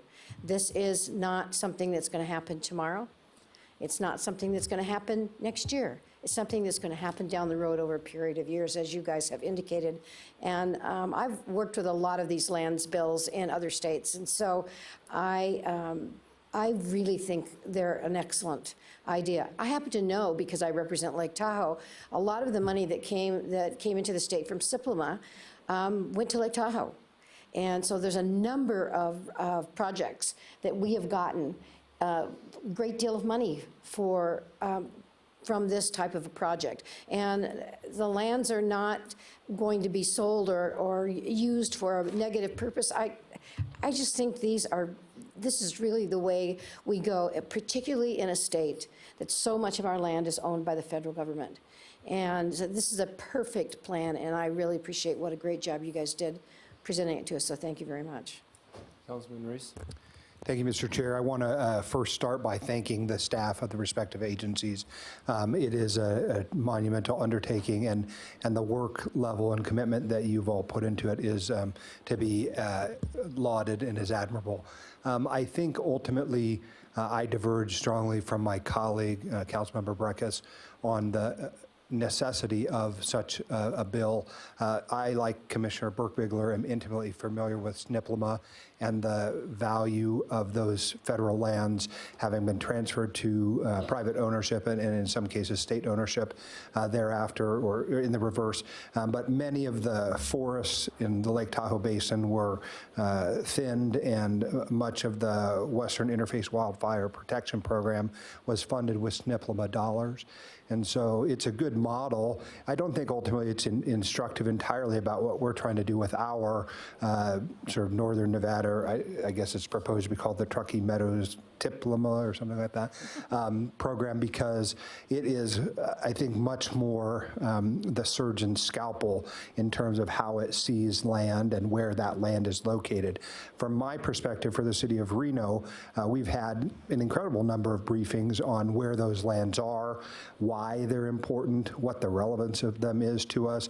They're not just far-flung reaches of, some area north of us. They're 5 and 7 acre parcels alongside of the freeway on 395, which are necessary for the expansion of 395 so we can stop some of the traffic impacts that we have coming to the region.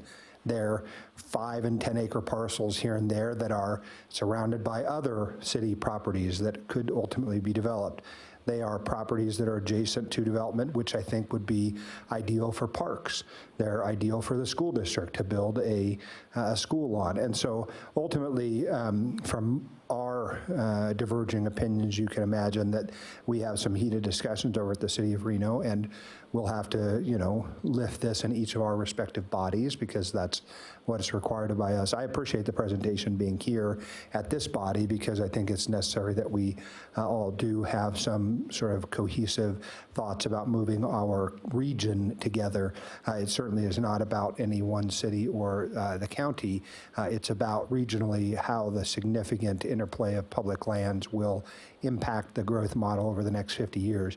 So where I think previous land bills may have fallen short of those goals, I think this is different and this is more specific and it has been thoughtfully crafted.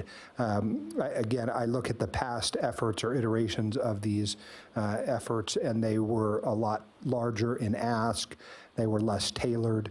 I also think that the things for which the sales could go to generate funds for is pretty significant, although it may not be in any of our time on any of our respective bodies that those lands would be available for sale and development, and who knows if they would be sold. But it's dollars for affordable housing trusts. It can be directed, hopefully, at the things that we find value in, like the arts, parks, community development, those kind of things. And there is no sort of Machiavellian plan to grab land for anyone particular, although I think some of that is fair criticism of what SNPLMA accomplished. A lot larger chunks of land than we're dealing with there, than what we're dealing with here in northern Nevada. So, I think we, as our respective bodies, are going to have to go forward and do what we have to do. Thanks for bringing it here. I appreciate, again, the work that went into it because your presentations and your thoughtfulness in the approach, I think, are what makes it possible that this could be able to be had.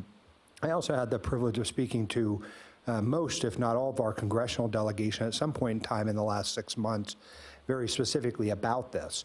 So Congressman Amadei is intimately familiar with it, and certainly his admonition to me, which I believe I've shared with some of my colleagues on this board, is that we all be on the same page and not trying to bring various different lands bills to Congress.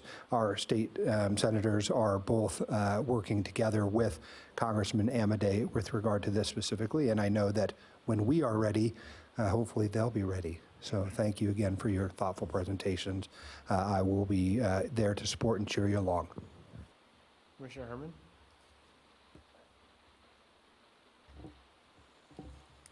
I gotta learn how to do the on and off. Sorry, my voice is kind of messed up today. I'm disappointed that there's been such a lack of transparency, but that is what you expect sometimes. I am the commissioner of District 5. District 5 is the other part of this whole situation, the part that they don't ever show us right off the bat. And the benefits of this whole project will be for every district except District 5. District 5 will pay the penalty for putting this through. There'll be a lot of wilderness area. A lot of ranchers will lose their ranches. A lot of miners will lose the place that they mine. There will be a lot of wildlife that's going to suffer because there will be no maintenance of those wilderness areas. It's the part that they just forget about. District 5 has to pay the bill. And the people of District 5 are not very happy. It just breaks my heart to see that lack of honesty and transparency in the way you present things. I didn't even know there was going to be meetings tomorrow and Monday, so. There's some things that you forget. Agriculture and recreation, District 5 is the winner on that, brings a lot to our economy. Look where Burning Man is, that brings a lot to us. So I'd really like to see a lot more honesty in the presentation and a little more consideration for the people in 89% of this county. Thank you. I believe Commissioner Hartung, you had something to say? I do, Mr. Chairman, thank you. I'm going to diverge. I served on the Nevada Land Management Transfer Group that was assembled by Governor Sandoval, which dealt with all of those checkerboard lands out in the East Truckee Canyon. I think that this is a wonderful act. I believe that it will allow us to identify lands and put them on the list for disposal. We had a fellow who wanted to build a Laguna Seca, Sears Point style road race track and had $50 million in hand to build the track and just wanted the BLM to put the land on the disposal list, and it was not in a critical place. It sat right on I-80 in the East Truckee Canyon. It was not great for residential. It was a perfect location, and it would have brought so much economic development. And the BLM told us that they could fast track this in 10 to 15 years. True story. It's not a hyperbole. It's an absolute true story. So I'm looking forward to seeing this done where we did identify those lands. And I believe that there have been other people in the region, and there were people on the Nevada Land Transfer Group, we'll just call it that wanted all BLM lands transferred over to the state. I think that this is a much better solution. And perhaps one of the solutions we can proffer is that if there is somebody who has an active working ranch, or they have a lease with the BLM, they get first priority. You know, maybe that's how we deal with this. And it would have to have been a long-term working lease, perhaps. I mean, I think that there's ways to work around those kinds of things. I'm still interested to find out how we're going to deal with those split estates, because I know my land, I own the surface, and they have leased out from underneath me to other companies, specifically to Chesapeake. So I know the BLM does this all the time in those split estate scenarios, so it'll be interesting to see how we deal with those mineral rights and again, those active mines. I don't think they're going to close down Rocky Ridge anytime soon, and it's right there in the middle of Spanish Springs, and it shows that it's those parcels that are, I believe, that are up for disposal, I think. Or what are the gray parcels, Jamie? What is that? So it's really white. The gray is because it's the parcel lines. So the white is all private land. I see the white, but I also see some gray. Right, it's just because the parcels are so small that all the black lines Oh, I see. make it look gray. Oh, I got it. Okay. So right when you go from like a 20-acre parcel to like a 2-acre parcel. Okay, got it. Okay. My bad. Okay, I see. All right. I'm just too distant from it. But I praise the work that has been done on this. I know my colleagues have worked very hard. I look forward to having this done. This dovetails into what Governor Sandoval asked us to do 7 years ago. So thank you. Thank you, Mr. Chairman. Councilwoman Bybee? Mr. Chair? Oh, yeah, Ms. Earl, I'll thank get you you. next. Thank you. Thank you for your work, and I especially appreciate having all three jurisdictions working closely together once again. This is a region, and we talk over and over again about regional significance, but regional partnership and coordination and cooperation is critical to our region. And I think as I look at this, it's only 2,400 acres. I mean, we're talking about in all three jurisdictions. It's not a lot of land. And I think with the BLM owning as much as it does, especially like some of the Reno land that are parcels and islands that sit right in the middle of the city of Reno. Even the cemetery spot for Sparks is right on Pyramid Way.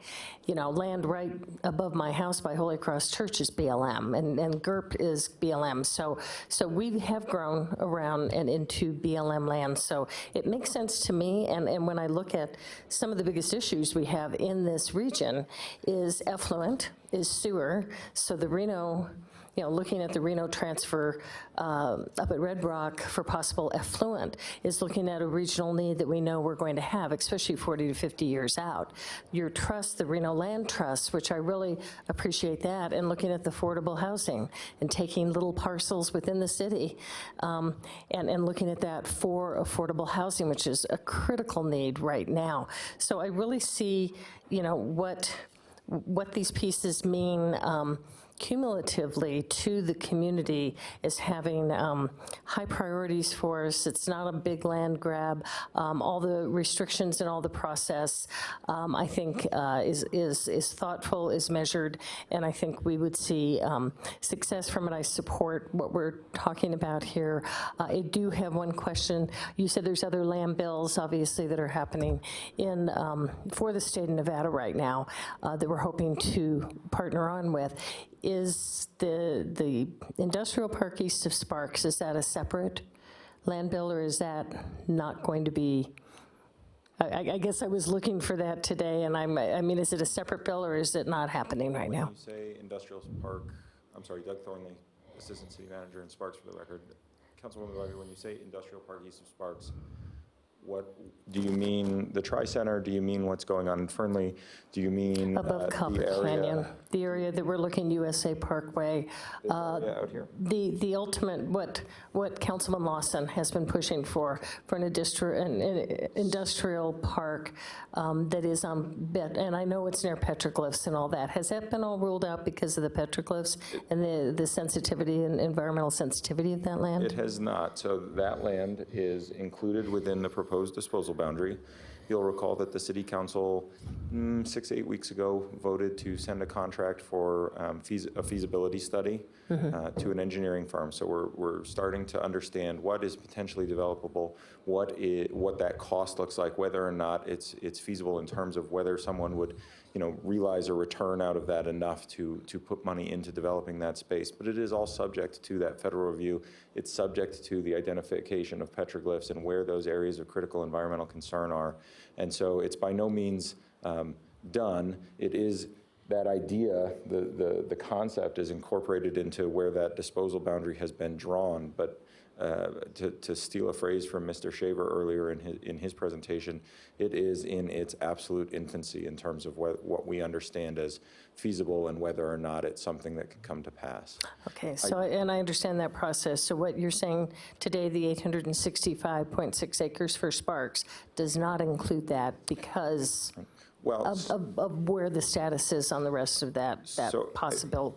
I think project. that there might be a misconception as to what those acreage designations are. And so you said about 2,400 acres earlier, and that's, I think, the rough combination of what Washoe County has asked for and what Reno's asked for and what Sparks has asked for as a transfer. And so what a transfer is where the jurisdiction has identified a particular space, a particular parcel, and said, we have need for that. We have municipal or governmental need for that space. And so what we would like is for the federal government to transfer ownership of that land to us for this defined purpose.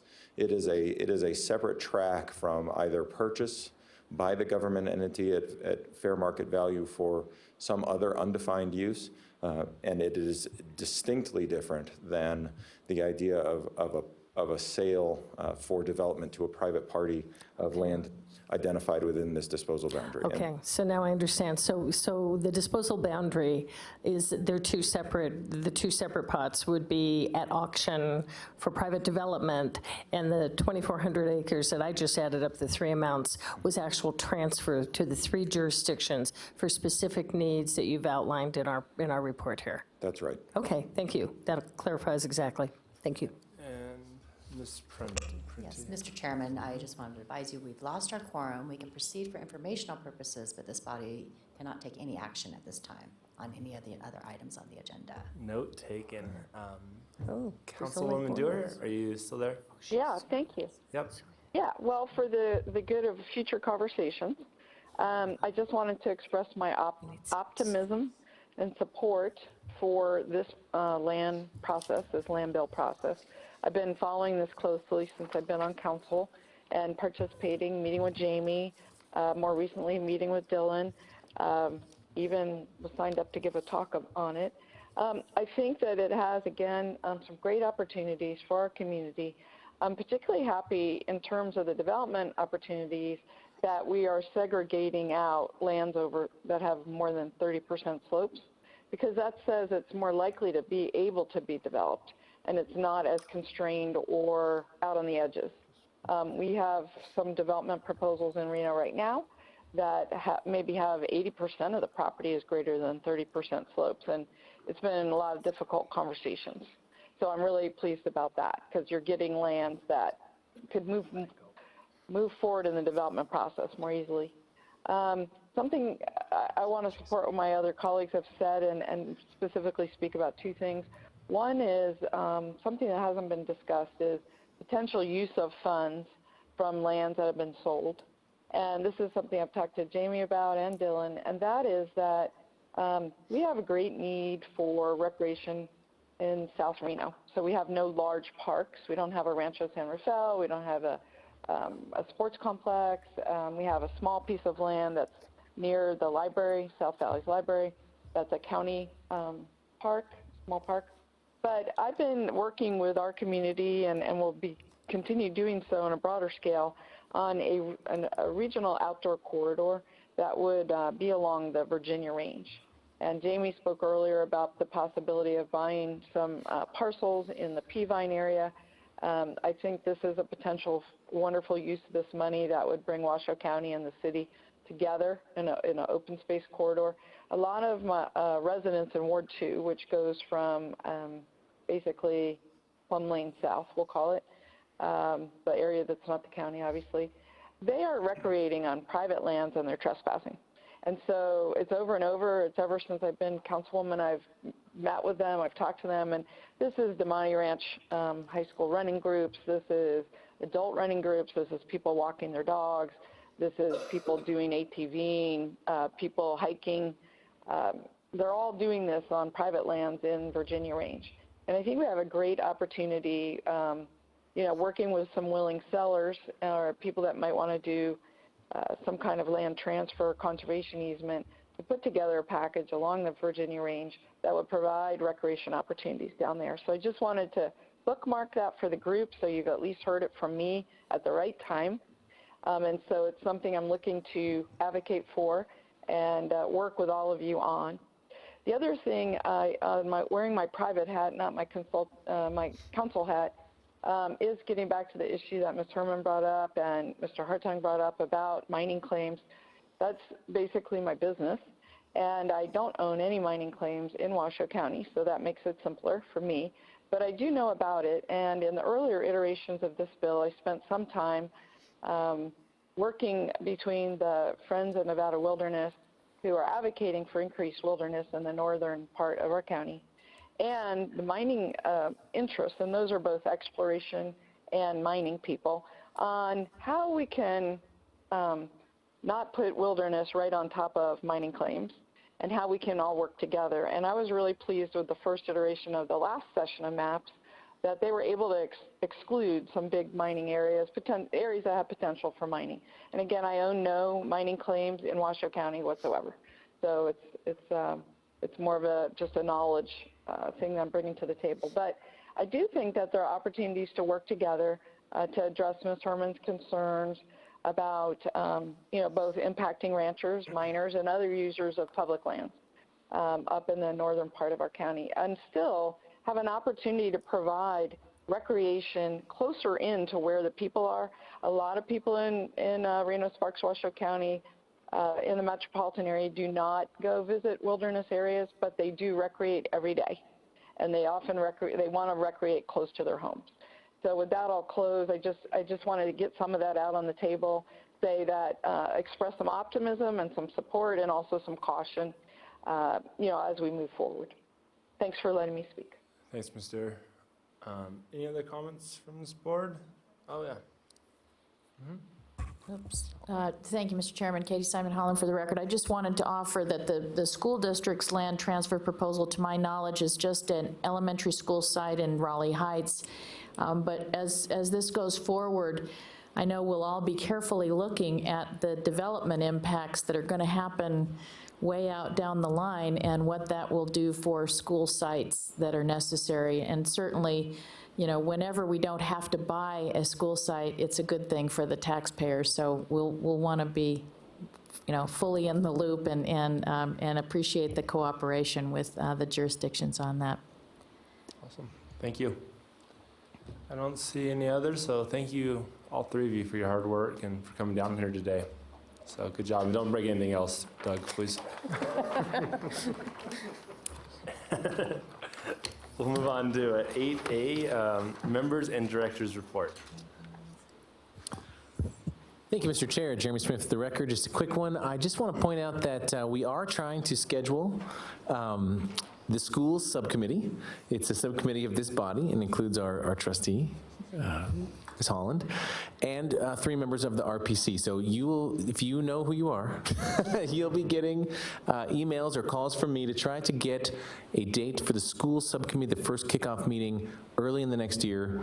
And so you'll hear from me prior to Christmas, and we'll try to get that settled. And speaking of Christmas, I just wanted to say I might not see you all, so Merry Christmas, Happy Holidays, Happy New Year. Thanks, that's all I have. Awesome. Thank you, Mr. Smith. 8B, legal counsel report. Nothing to report, Mr. Chairman, and happy holidays to everyone. Awesome. 8C, Washoe County School District Board of Trustees member report. Thank you, Mr. Chairman. Just want to thank you and the City of Sparks for recognizing the Sparks High School Band and the Sparks High School Music Program at your council meeting, and also recognizing the soccer team that from Sparks High School. And we just so appreciate it when the jurisdictions recognize and honor the wonderful kids we have in this region. So thank you for that. We're announcing today our graduation rate of more than 86% for 2019, which is miraculous and wonderful. And all of those kids met very stringent statutory requirements to graduate. There's no inflating going on. That is the true graduation rate. So we're very excited about that. And just for context, the graduation rate just 7 years ago, in 2012, was only 66%, and now we're up to 86%. So we're very, very proud of our students and our educators. We had a rainy topping off ceremony at Bow Hatch Elementary, but that's a great thing for Spanish Springs area. We just approved a construction bid for the new elementary school in the Cold Springs area, which will be with Q&D, and we're appreciative of that. That'll be the 7th new school built since that measure WC1 was approved in 2016. So we've really been working hard on that.